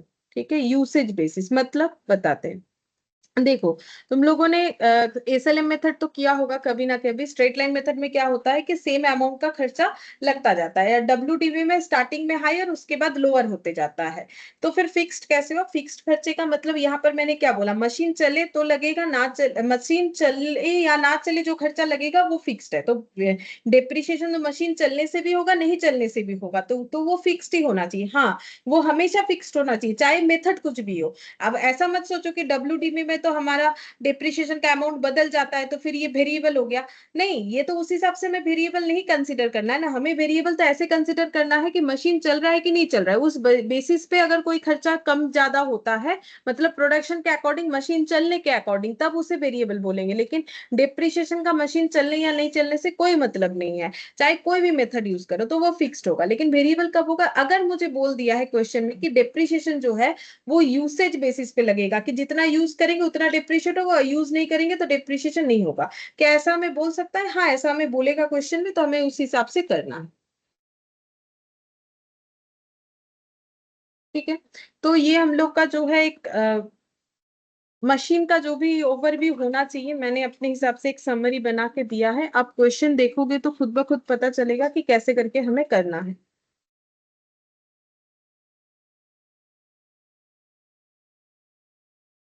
देखते हैं कौन सा क्वेश्चन हम लोग कर सकते हैं। एक सेकेंड, पहले हम देख ले कि हम लोग कौन सा क्वेश्चन कर सकते हैं। इलास्ट्रेशन 6 कर सकते हैं।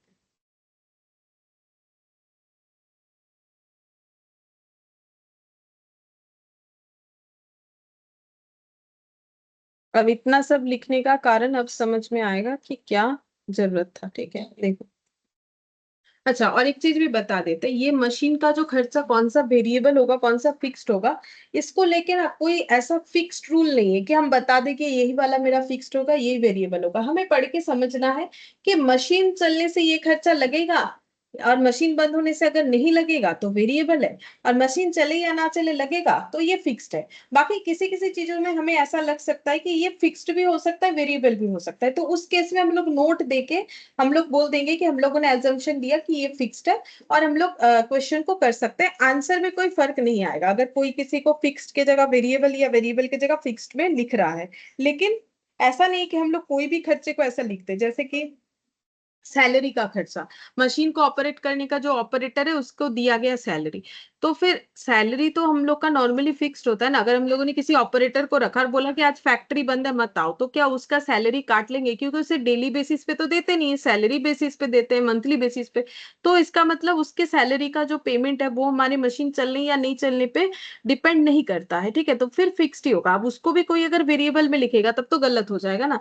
अगर किसी पे हमें ऐसा लग रहा है, कंफ्यूजन है कि भाई ये फिक्स्ड भी लग रहा है वेरिएबल भी लग रहा है, तभी हम लोग एजम्पशन देके इस चीज को लिख सकते हैं। ठीक है, अब पहला क्वेश्चन करते हैं। जैसे कि यहाँ पर बोला है कि a machine costing 1 lakh,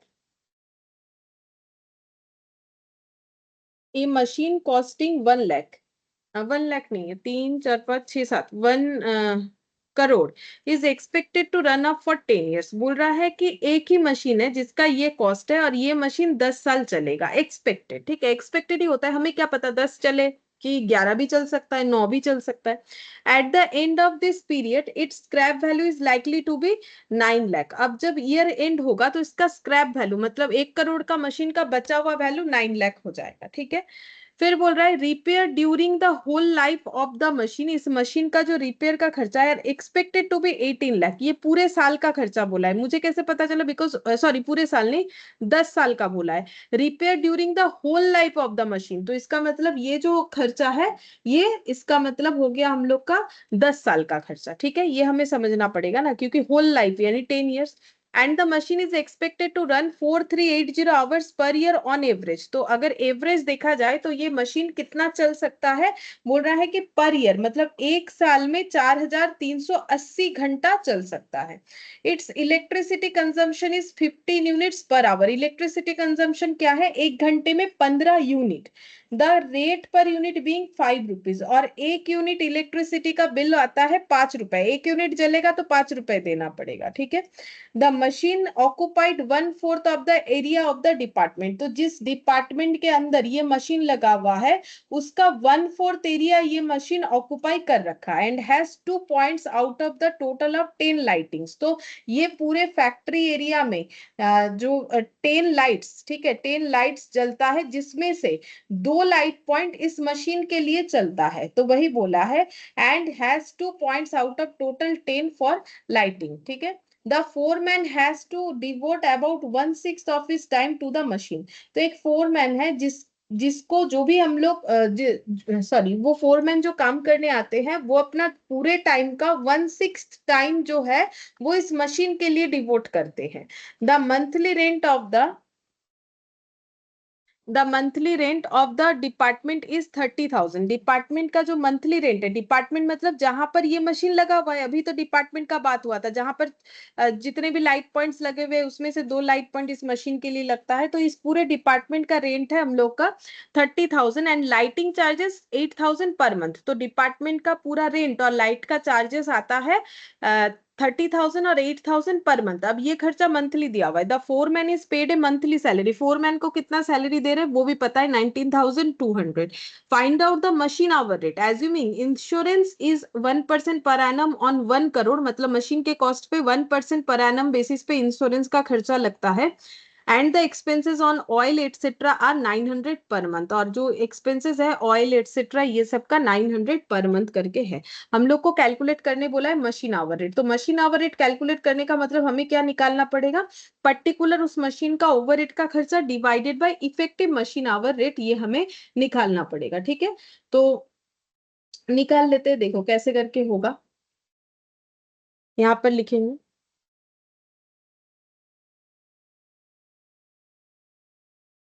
calculation of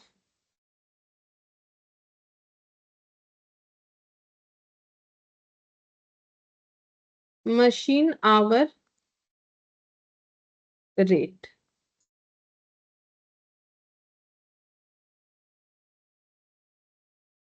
particulars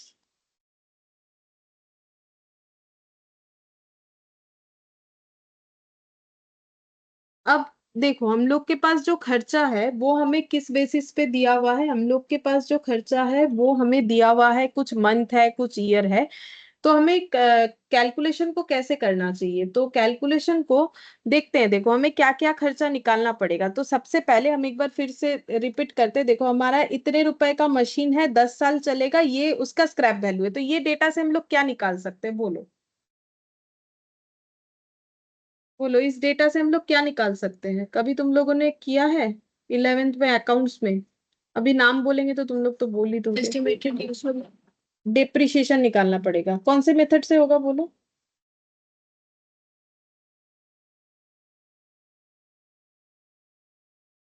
नहीं पता, बोलो। 11 में अगर फाउंडेशन किया है तो फाउंडेशन में कॉस्ट दिया हुआ है, स्क्रैप दिया हुआ है, नंबर ऑफ इयर्स दिया हुआ है, एस्टिमेटेड यूजफुल लाइफ, तो कौन सा method, SLM method. SLM method. सही है, एसएलएम मेथड में निकलेगा। ठीक है, फिर रिपेयर्स जो है ये बोला है पूरे साल भर का। ठीक है, फिर मशीन कितना चलता है, 4380 hours per annum on average. ठीक है, अब मशीन कितना चलता है ये इंफॉर्मेशन यहाँ के अलावा कहीं पर नहीं है। तुम लोग, मैंने अभी पूरा क्वेश्चन पढ़ा, तुम लोग एक बार थोड़ा सा सोच के देखो, थोड़ा फोकस करके देखो, इसके नीचे सारे खर्चे ही खर्चे दिए हुए थे। तो मशीन कितना चलता है, 4380 आवर्स पर ईयर जो है ऑन एन एवरेज मशीन चलता है। तो हम लोग खर्चे को ईयर में भी दिखा सकते हैं, क्योंकि हमें तो डिवाइड करना है ना, टोटल ओवरहेड हमें लेना है, total overhead divided bye effective machine our. तो इफेक्टिव मशीन आवर तो मुझे पर एनम दिया हुआ है, तो हम इसको पर एनम भी निकाल सकते हैं, और अगर इसको हम पर मंथ कर लेंगे तो इसको भी पर मंथ निकाल सकते हैं। ठीक है, तो अब ये तो ट्रांसफर करना आसान है, देखो एक बार कैलकुलेट करेंगे हो जाएगा, लेकिन हमें ये देखना चाहिए कि हमें जो ओवरहेड के खर्चे दिए हुए क्या हो, वो हमें मैक्सिमम मंथ का दिया हुआ है कि मैक्सिमम हमें ईयरली दिया हुआ है। तो अगर देखा जाए ना तो मैक्सिमम हमें मंथली दिया हुआ है।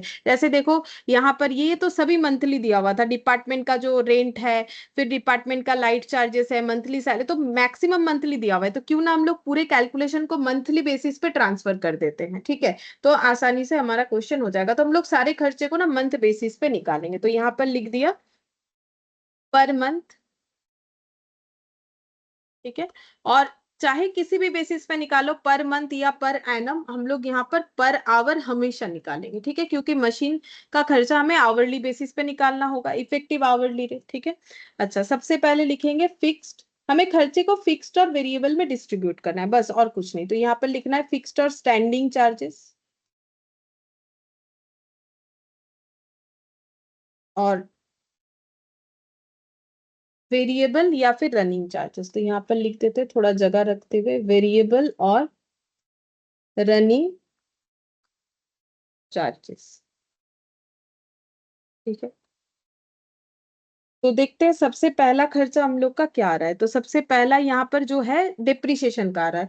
तो डिप्रिसिएशन का खर्चा क्या होना चाहिए, फिक्स्ड या वेरिएबल। तो अभी मैंने बोला कि अगर यूसेज के हिसाब से बोले कि इतने टाइम यूज करने का बाद बोल दे कि इतना घंटा यूज किया जाएगा, यूसेज बेसिस पे नहीं बोला है हमारा, तो ये सीधा एसएलएम पे चला जा रहा है। तो ये डिप्रिसिएशन का खर्चा हमें लगाना पड़ेगा फिक्स्ड में। ठीक है, तो अब कैसे निकालेंगे डिप्रिशिएशन का खर्चा। तो एसएलएम में क्या होता है, cost minus scrap divided by estimated useful life. तो कॉस्ट कितना है, 1 करोड़, तो एक के बाद 7 जीरो, माइनस 90,000 डिवाइडेड बाय 10। ठीक है, तो ये जितना भी आ रहा है, मुझे नहीं पता कितना आ रहा है, बोलो ये कितने टाइम का डिप्रिशिएशन आएगा, 1 महीने का कि 1 साल का आएगा, ये कैलकुलेशन करने पे।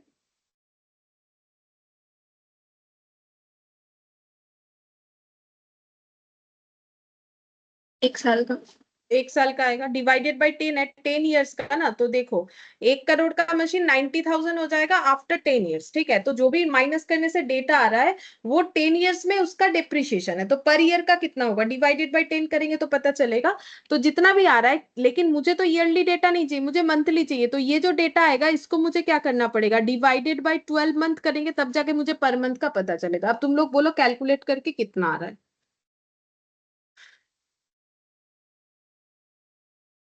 वैल्यू तो 9 लाख है ना, स्क्रैप वैल्यू तो 9 लाख। ओ हाँ हाँ, 9 लाख होगा, सही है, ये वाला 9 लाख हो जाएगा, मैंने गलत लिख दिया। 1 crore minus 9 lakh divided by 10, जितना भी आ रहा है डिवाइडेड बाई 12।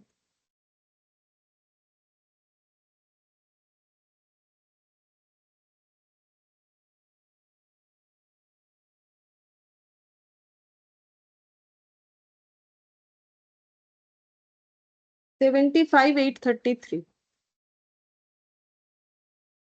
ठीक है, तो ये हम लोग का हो गया डिप्रिशिएशन।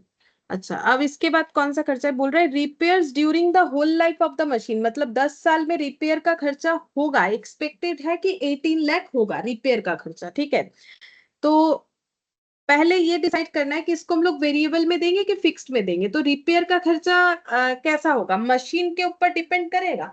देखो ये खर्चा ऐसा है जी, मशीन के ऊपर डिपेंड कर भी सकता है, नहीं भी कर सकता है। मतलब देखो मैक्सिमम केसेस में करेगा, मशीन जितना ज्यादा चलेगा रिपेयर उतना मांगेगा, अगर मशीन कम चलेगा तो रिपेयर मेंटेनेंस कम मांगता है, ठीक है। तो नॉर्मली अगर देखा जाए तो ये लेकिन हमारा वेरिएबल होना चाहिए। बाकी कोई ऐसा भी सोच सकता है कि किसी किसी मशीन का एक फिक्स्ड रिपेयर का खर्चा होता है कि भाई हर मंथ मुझे इस मशीन को इतना, तो उसे सर्विस कॉस्ट बोलते हैं कि भाई ये सर्विसिंग करवाना पड़े। तो रिपेयर को मेरे हिसाब से हमें वेरिएबल पे देना चाहिए, क्योंकि मशीन कितना चल रहा है उसके ऊपर रिपेयर का खर्चा हमारा कम ज्यादा होते रहता है, ठीक है। तो रिपेयर का खर्चा लगाएंगे। अब ये जो है 18 लाख, ये पूरे मशीन के लाइफ के लिए है। तो 18 लाख 10 साल के लिए, तो 1 साल का कितना हो जाएगा फिर। देखो ये सब तुम लोग को खुद आइडेंटिफाई करना पड़ेगा, हम तो अभी बोल बोल के दे रहे हैं, लेकिन क्वेश्चन यही आएगा एग्जाम में, ऐसा तो हम भी नहीं बोल सकते। तो ये सब दिमाग लगाना पड़ेगा कि अगर हम पर मंथ कर रहे हैं तो कैसे होगा। मतलब बचपन में जो मैथ्स करते थे ना, वही यहाँ पर अप्लाई करना पड़ेगा।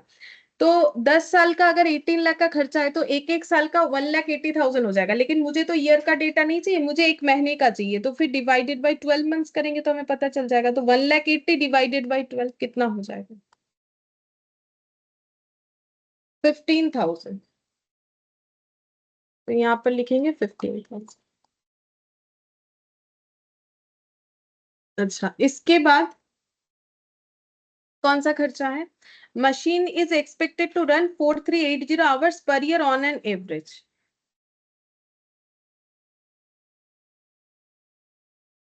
मशीन जो है वो ऑन एन एवरेज जो है 4,830 ना कितना 380 आवर्स पर ईयर चलता है। इसको भी हम लोग मंथली कर लेंगे, वो लास्ट में करेंगे, वो तो यहाँ आएगा नहीं, वो तो खर्चा नहीं है, वो कितना घंटा मशीन चलता है वो दिया है। इलेक्ट्रिसिटी कंजम्पशन है 15 units per hour, the rate per unit being 5।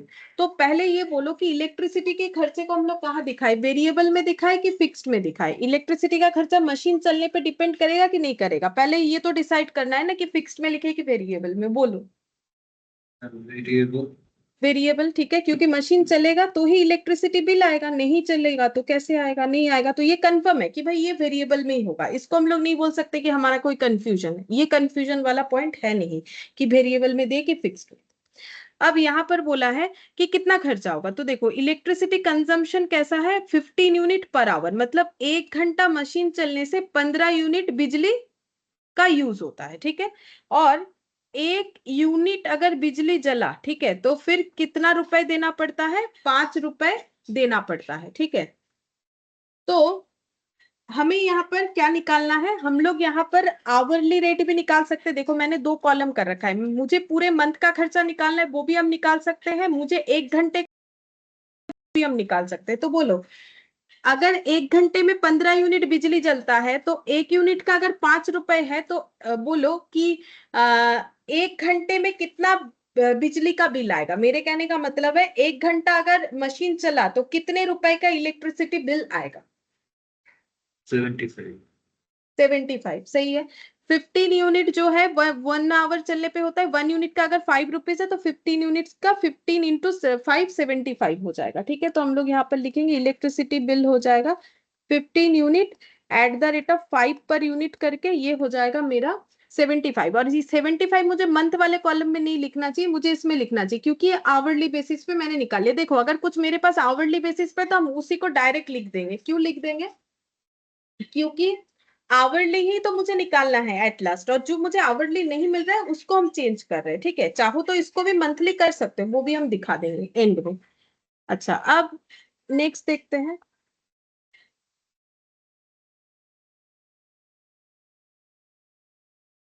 The machine occupies, ये कलर चेंज करना, the machine occupies 1/4 of the area of the department and has 2 point out of total of 10 for lighting। तो जो machine जहां पर लगा हुआ है ना, वो पूरे एरिया का 1/4 ऑक्यूपाई कर रखा है।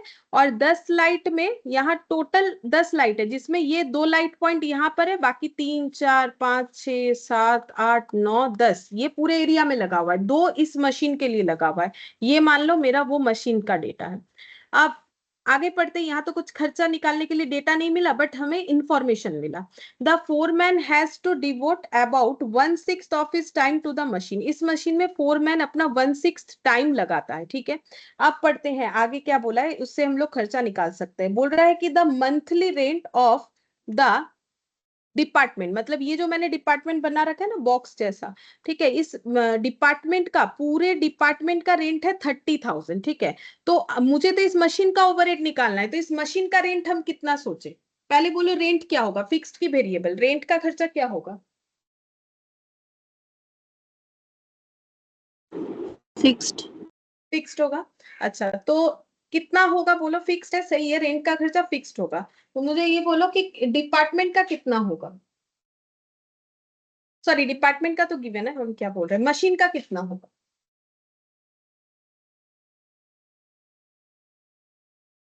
ये क्या बात है, ये नहीं बता सकते हो तुम लोग? 30,000 अगर पूरे इस स्पेस का रेंट है और मशीन बस 1/4 एरिया पे लगा हुआ है, तो 1/4 का रेंट कितना मानोगे? 6,000। हाँ, 6,000, 7,500 7,500 ना, 1/4 हो जाएगा, पूरे रेंट का 1/4 लगाएंगे ना, 7,500 हो जाएगा। तो यहाँ पर लिखिए रेंट 30,000 पूरे एरिया का है, तो मेरा तो 1/4 का निकालना है, क्योंकि 1/4 में ही मशीन ऑक्युपाइड है, तो 7,500 हो गया। अच्छा, अब नेक्स्ट क्या बोला है, ये भी मंथली निकल गया, क्योंकि ये मंथली था, तो 30,000 का 1/4 करेंगे तो भी हमें मंथली पता चला। और लाइटिंग चार्जेस का आ रहा है 8,000 पर मंथ, तो ये 10 लाइट पॉइंट्स का खर्चा कितना आता है? इकट्ठे 8,000 पर मंथ आता है, लेकिन मुझे तो बस ये 2 लाइट पॉइंट का चाहिए, तो 2 लाइट पॉइंट का खर्चा कितना होगा? पहले बोलो लाइट चार्जेस को तुम लोग क्या लिखोगे? ये लाइट चार्जेस है, ठीक है, ये इलेक्ट्रिसिटी का बिल नहीं है। मतलब इलेक्ट्रिसिटी का जो कंजम्पशन है और लाइट चार्जेस में थोड़ा फर्क होता है, हम बता देते हैं। लाइट चार्जेस का मतलब देखो, लाइट पॉइंट्स का मतलब क्या हो गया पता है? मशीन चले या ना चले, लाइट ना चलता है, क्यों बोलो तो? क्योंकि मशीन बंद होने के बाद भी तो कुछ काम रहता है, या फिर मशीन जो है चलने के पहले भी बहुत सारे, जैसे पावर कंजम्पशन लेकिन मशीन के ऊपर डिपेंड करता है। लेकिन लाइट पॉइंट्स में जो लाइट्स जल रहे हैं ना, वो मशीन नहीं चलने पे भी बहुत से टाइम जो होगा कि लाइट का यूज करना पड़ेगा बाकी बात का काम करने के लिए। तो हम लोग लाइट पॉइंट्स को क्या कर सकते हैं, लाइट पॉइंट्स को हम लोग जो है हमेशा फिक्स मानेंगे, ठीक है, ये हम बता दिए। तो ये पॉइंट टू बी नोटेड कर लो तुम लोग कि लाइट चार्जेस को क्यों हम लोग फिक्स बोले। अब तुम लोग सोचोगे कि मशीन चलेगा तभी ना, लेकिन मशीन के साथ लाइट का कोई लिंक नहीं, मशीन के साथ पावर का लिंक होता है, ठीक है।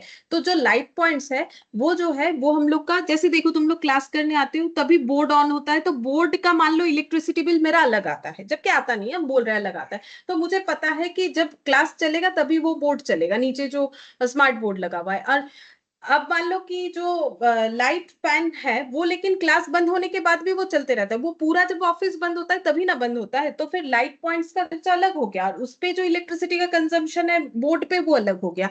तो यहाँ पर मशीन का भी वैसा ही है, मशीन का पावर कंजम्पशन मशीन चले या ना चले उस पर डिपेंड करता है, लेकिन लाइट पॉइंट्स का ऐसा नहीं होता है। तो पहला बात है कि लाइट का चार्जेस हमारा फिक्स्ड होता है। अब मुझे ये बताओ कि ये मशीन पे जो 2 लाइट पॉइंट्स लगे हुए हैं, तो इसका खर्चा कितना होगा, कैसे निकालोगे? 10 लाइट का खर्चा तो 8,000 हमें क्वेश्चन बता रखा है, तो 2 का कितना होगा? 1,600 होगा, सही है। 8,000 10 लाइट पॉइंट्स का है, तो एक एक लाइट पॉइंट्स का कितना हुआ बोलो? 1,600 कैसे निकाला? वैसे ही होगा ना, 8,000 10 लाइट पॉइंट का, 800 एक एक का हो गया, फिर 2 का कितना हो जाएगा? 1,600 पर मंथ, ठीक है। अच्छा, फिर बोला है the foreman is paid A monthly salary of 19,200। तो जो फोरमैन काम करते हैं उन्हें 19,200 टोटल पे किया जाता है इस डिपार्टमेंट के लिए, लेकिन मशीन में वो अपना 1/6 टाइम डिवोट करते हैं। तो फोरमैन का सैलरी का कितना हिस्सा हमें मशीन पे लगाना चाहिए, और सैलरी फिक्स्ड होगा कि वेरिएबल? तो सैलरी क्या होता है बोलो, पहले सैलरी बोलो क्या होगा, फिक्स्ड की वेरिएबल? फिक्स्ड होगा, ठीक है। अब कितना होगा बताओ, अगर पूरे मंथ का उन्हें 19,200 दिया जाता है, वो तो इस डिपार्टमेंट में काम करते हैं और इस मशीन के लिए वो अपना 1/6 टाइम डिवोट करते हैं, ऊपर बोला हुआ था। तो बोलो कितना हो? 19,200 into 1/6। हाँ, 19,200 इंटू 1/6 कितना होगा, उतना ही लिख देंगे। बोलो कितना हो रहा है? 3,200। 3200, तो ये लिख दिया मैंने 3200। अच्छा, अब देखते हैं नीचे का खर्चा और क्या बोला है। Find out the machine hour rate, ये निकालना है। Assuming insurance is 1% per annum on, अच्छा इंश्योरेंस का खर्चा, इस मशीन का इंश्योरेंस का खर्चा है पूरे साल में मशीन के कॉस्ट का 1%। पहले बोलो, इंश्योरेंस का खर्चा फिक्स्ड होगा कि वेरिएबल होगा? 60 होना चाहिए। फिक्स्ड ही होना चाहिए, क्योंकि मशीन चले या ना चले इंश्योरेंस का खर्चा तो मुझे पे करना पड़ेगा, ठीक है। अच्छा, अब कितना खर्चा है? बोल रहा है कि ईयरली 1 करोड़ पे 1% होगा, क्योंकि 1% ऑन 1 करोड़ बोला है, तो ठीक है।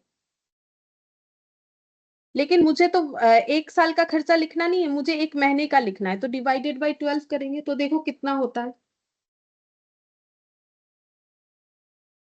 8,333। ठीक है, 8333 लिख लिया मैंने।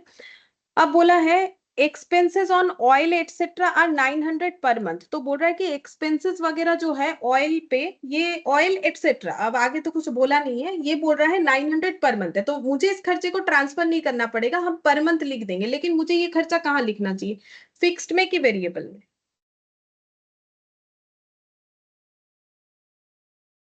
फिक्स्ड। देखो, ये हम लोग फिक्स्ड में भी लिख सकते हैं, वेरिएबल में भी लिख सकते हैं, क्योंकि देखो ऑयल का खर्चा बोल रहा है तो हम सोच सकते हैं कि मशीन रिलेटेड है, तो अब मशीन चले तो ही ऑयल का खर्चा होगा। अगर मतलब ये ऑयल कैसा है वो तो हमें नहीं पता ना, कि ये मतलब फ्यूल के लिए है, तो फ्यूल के लिए होगा तो मशीन चलेगा तो ही लगेगा, अदरवाइज नहीं लगेगा। या फिर ये लुब्रिकेटिंग ऑयल का बात हो रहा है कि हर महीने हमारे इतने रुपए का लुब्रिकेटिंग ऑयल का खर्चा होता है मशीन को ग्रीजिंग वगैरह करने के लिए, तो इस पे तो हमें कुछ मतलब एग्जैक्टली नहीं पता है, ठीक है। तो अगर तुम लोग इसको फिक्स लिखोगे तो भी ठीक है, क्योंकि बोला है कि मंथली मेरा इतना खर्चा होता है, तो इस बेसिस पे हम सोच सकते हैं कि ये खर्चा, इसका मतलब मेरा फिक्स्ड होगा, क्योंकि मुझे मंथ का एक खर्चा बता दिया कि मेरे हर महीने ये खर्चे होते हैं। या फिर अगर तुम लोग ऐसे सोचोगे कि ऑयल का खर्चा तो हमारा वेरिएबल हो सकता है ना, क्योंकि मशीन चले या ना चले ऑयल का खर्चा उस हिसाब से कम ज्यादा होगा, तो हम लोग वेरिएबल भी कर सकते हैं। तुम लोग अगर जो भी लिखोगे दोनों में, लेकिन आंसर सेम आएगा। तो अगर फिक्स्ड में भी लिखोगे तो जो आंसर आएगा, वेरिएबल में लिखोगे तो भी सेम आंसर आएगा, कुछ फर्क नहीं होगा। हम दोनों ही दिखा देते, चलो एक बार फिक्स्ड में लिख के दिखाते, फिर हम वेरिएबल में लिख के भी दिखा देंगे। तो अगर फिक्स्ड में लिखते हैं तो हम लोग का, क्योंकि पर मंथ किया हुआ है, तो हम यहाँ पर लिख देंगे 900, ठीक है। हम वेरिएबल में लिख के भी दिखा देंगे कि कैसे होगा।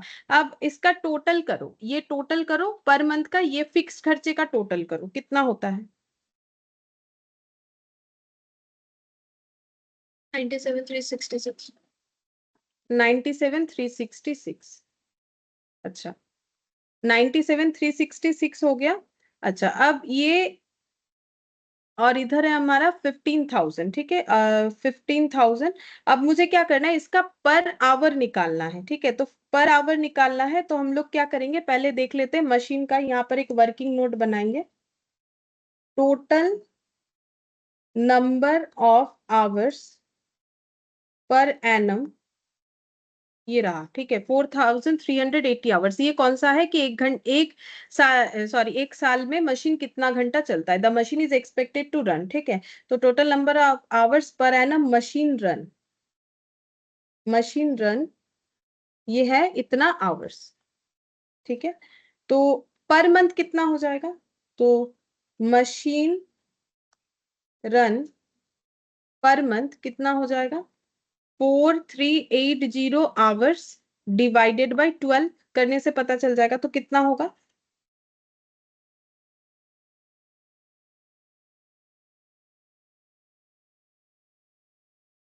365 आवर्स, ठीक है।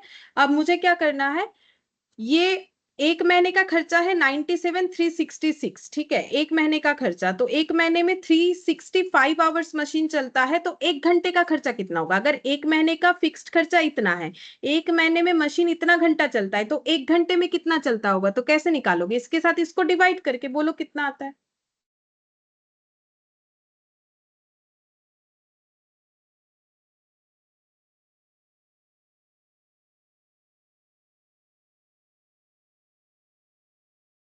266.76। ये नहीं समझ में आया, ये नहीं समझने वाला क्या बात है। एक महीने में फिक्स्ड खर्चा इतना, एक महीने में इतना घंटा मशीन चलता है, तो 365 घंटा चलने के लिए इतना खर्चा, तो एक घंटे के लिए कितना होगा, कम कम होने से डिवाइड करना पड़ता है।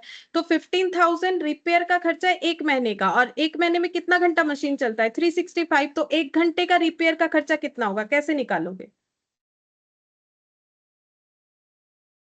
डिवाइड करके सेम तरीके से, तो कितना हो जाएगा 41.095 है, तो हम इसे 10 कर देते हैं। और जो इलेक्ट्रिसिटी का खर्चा है वो 75 हम लोग पहले ही पर आवर बेसिस पे निकाल रखे हैं, हमारे पास अवेलेबल था, तो 366.76 प्लस 41.1 प्लस 75, तो इसका आंसर आ गया 382.86। ठीक है, तो ये हम लोग का हो गया मशीन आवर रेट, एक घंटे में मशीन चलने का खर्चा कितना है। ठीक है, तो मैंने इस तरीके से डिवाइड करके ये खर्चा यहाँ पर डायरेक्टली दिखा दिया। अगर तुम लोग चाहो तो ऐसे भी कर सकते थे, ये दोनों को ऐड कर देते, फिर इसको जो है मंथली में ट्रांसफर करना पड़ता, फिर फिर ये 365 से डिवाइड करना पड़ता। मैंने इंडिविजुअली डिवाइड किया, ये ऑलरेडी हम लोगों ने आवर बेसिस पे निकाला, तो डिवाइड नहीं करना पड़ा। ऐसा मत सोचो कि मैंने फॉर्मूला कुछ और लिखा आंसर कुछ नहीं, मैंने ये देखो total overhead divided by machine hour ही तो किया 365, total overhead sorry total overhead divided by machine hour, total overhead divided by machine hour, हाँ बस मैंने इंडिविजुअली किया, तो रेट निकलता गया। तो क्योंकि इंडिविजुअली रेट निकाला फिक्स्ड का वेरिएबल का, तो मैंने सबको ऐड कर दिया, ऐड करके आंसर निकल गया। अगर तुम लोग चाहो तो ऐसे भी कर सकते हो, देखो ये दोनों का एडिशन जो है ना, ये देखो जैसे हम लोग खर्चा ऐसे बोल सकते हैं 97366 प्लस 15,000, टोटल ओवरहेड में ये आ गया, ये ऐड नहीं कर सकते ना, ये आवरली बेसिस पे ऑलरेडी अवेलेबल है, तो 365 से डिवाइड कर दो, देखो वही आएगा। ये दोनों का एडिशन, ये दोनों का एडिशन कितना आ रहा है 6 और 7 प्लस 1 8, ये देखो 0.86, और यहाँ पर हो गया 7 और ये हो गया 0, ये देखो 307, यही आएगा ना। तो वो जो फॉर्मूला लिखा है वही हम लोग एप्लीकेबल कर रहे हैं, बस यहाँ पर मैंने थोड़ा सा प्रेजेंटेशन को अलग तरीके से दिखाया, और कुछ नहीं। अच्छा, अब जो हम बोल रहे थे, क्या अगर हम लोग इसको 900 को यहाँ नहीं लिख के नीचे लिखते तो भी हमारा सेम आंसर आता? बिल्कुल आता, हम बता देते कैसे आता। अगर हम लोग 900 यहाँ नहीं लेते तो हम लोग का ये एडिशन का आंसर चेंज होके कितना होता,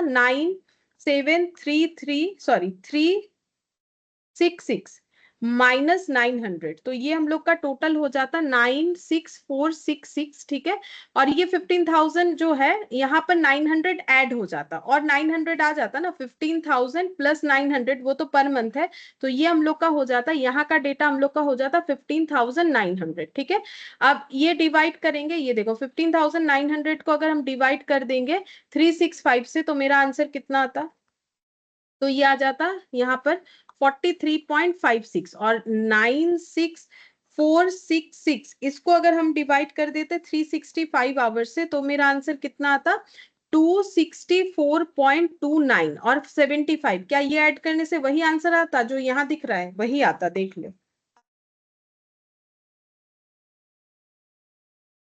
ये देखो 382.86, वो अप्रोक्सीमेशन के लिए 6 के जगह 5 आ रहा है, वो छोड़ो, उससे कोई फर्क नहीं पड़ता है। ठीक है, तो अगर बाई चांस हमें कुछ ऐसा वेरिएबल या इसमें कंफ्यूजन लगे, जैसा भी लिखो आंसर सेम आएगा, लेकिन कंफ्यूजन होता है तभी हमें वो एजम्पशन ऐसे दिखाना है, अदरवाइज ऐसा नहीं है कि सैलरी को उठा के वेरिएबल पे लिख दिया, ऐसा नहीं चलेगा। ठीक है, वो फिर गलत ही माना जाता है। तो ये हम लोग का इस तरीके से हो गया कि हम लोग का जो मशीन आवर रेट है वो कैसे होगा। अगर तुम लोग चाहो तो सारी चीजों का टोटल करके भी डिवाइडेड बाई 365 कर सकते थे, वैसा भी चलेगा। तो यहाँ पर मैंने पर आवर कॉलम बनाया था, तो इसीलिए इस तरीके से कंप्लीट किया इस चीज को। ठीक है, अब मशीन का क्वेश्चन ना काफी बड़ा होता है, बहुत समझने वाला होता है। ये देखो कितना बड़ा क्वेश्चन है। ठीक है, इसमें इतने सारे मतलब कॉम्प्लिकेशंस दे देता है ना कि ये पॉइंट समझने में मुश्किल होता है। तो ये सबसे हम बोलेंगे सबसे टफ यही वाला पोर्शन होता है ओवरहेड में, कि मशीन का खर्चा कैसे निकाले। इतना सारा चीज एक के साथ एक दिया हुआ रहता है, वो समझ के करना ही बड़ा बात होता है। तो हम लोग देखो, हम तुम लोग को बोल रहे हैं कि तुम लोग इलास्ट्रेशन 7 जो है प्रैक्टिस के लिए रखो, मतलब होमवर्क के लिए हम बोल रहे हैं।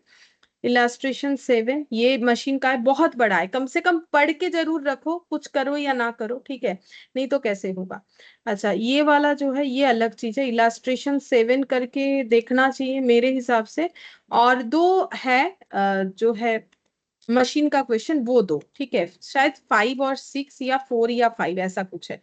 यहाँ थर्ड तक तो हम लोगों ने कर लिया, फोर्थ भी हम लोगों ने कर लिया था। हाँ, ये क्वेश्चन नंबर 5 और क्वेश्चन नंबर 6, ये दो 5 और 6, ये दो जो है मशीन, ये प्रैक्टिकल क्वेश्चन का है, ठीक है, और ये जो है हमारे नॉर्मल इलास्ट्रेशंस में दिए हुए। तो ये 3 क्वेश्चन हम लोग को एटलीस्ट पढ़ के देखना चाहिए, ताकि जब हम लोग नेक्स्ट दिन करें तो हमें समझ में। ठीक है, फिर आज इतना ही करते हैं।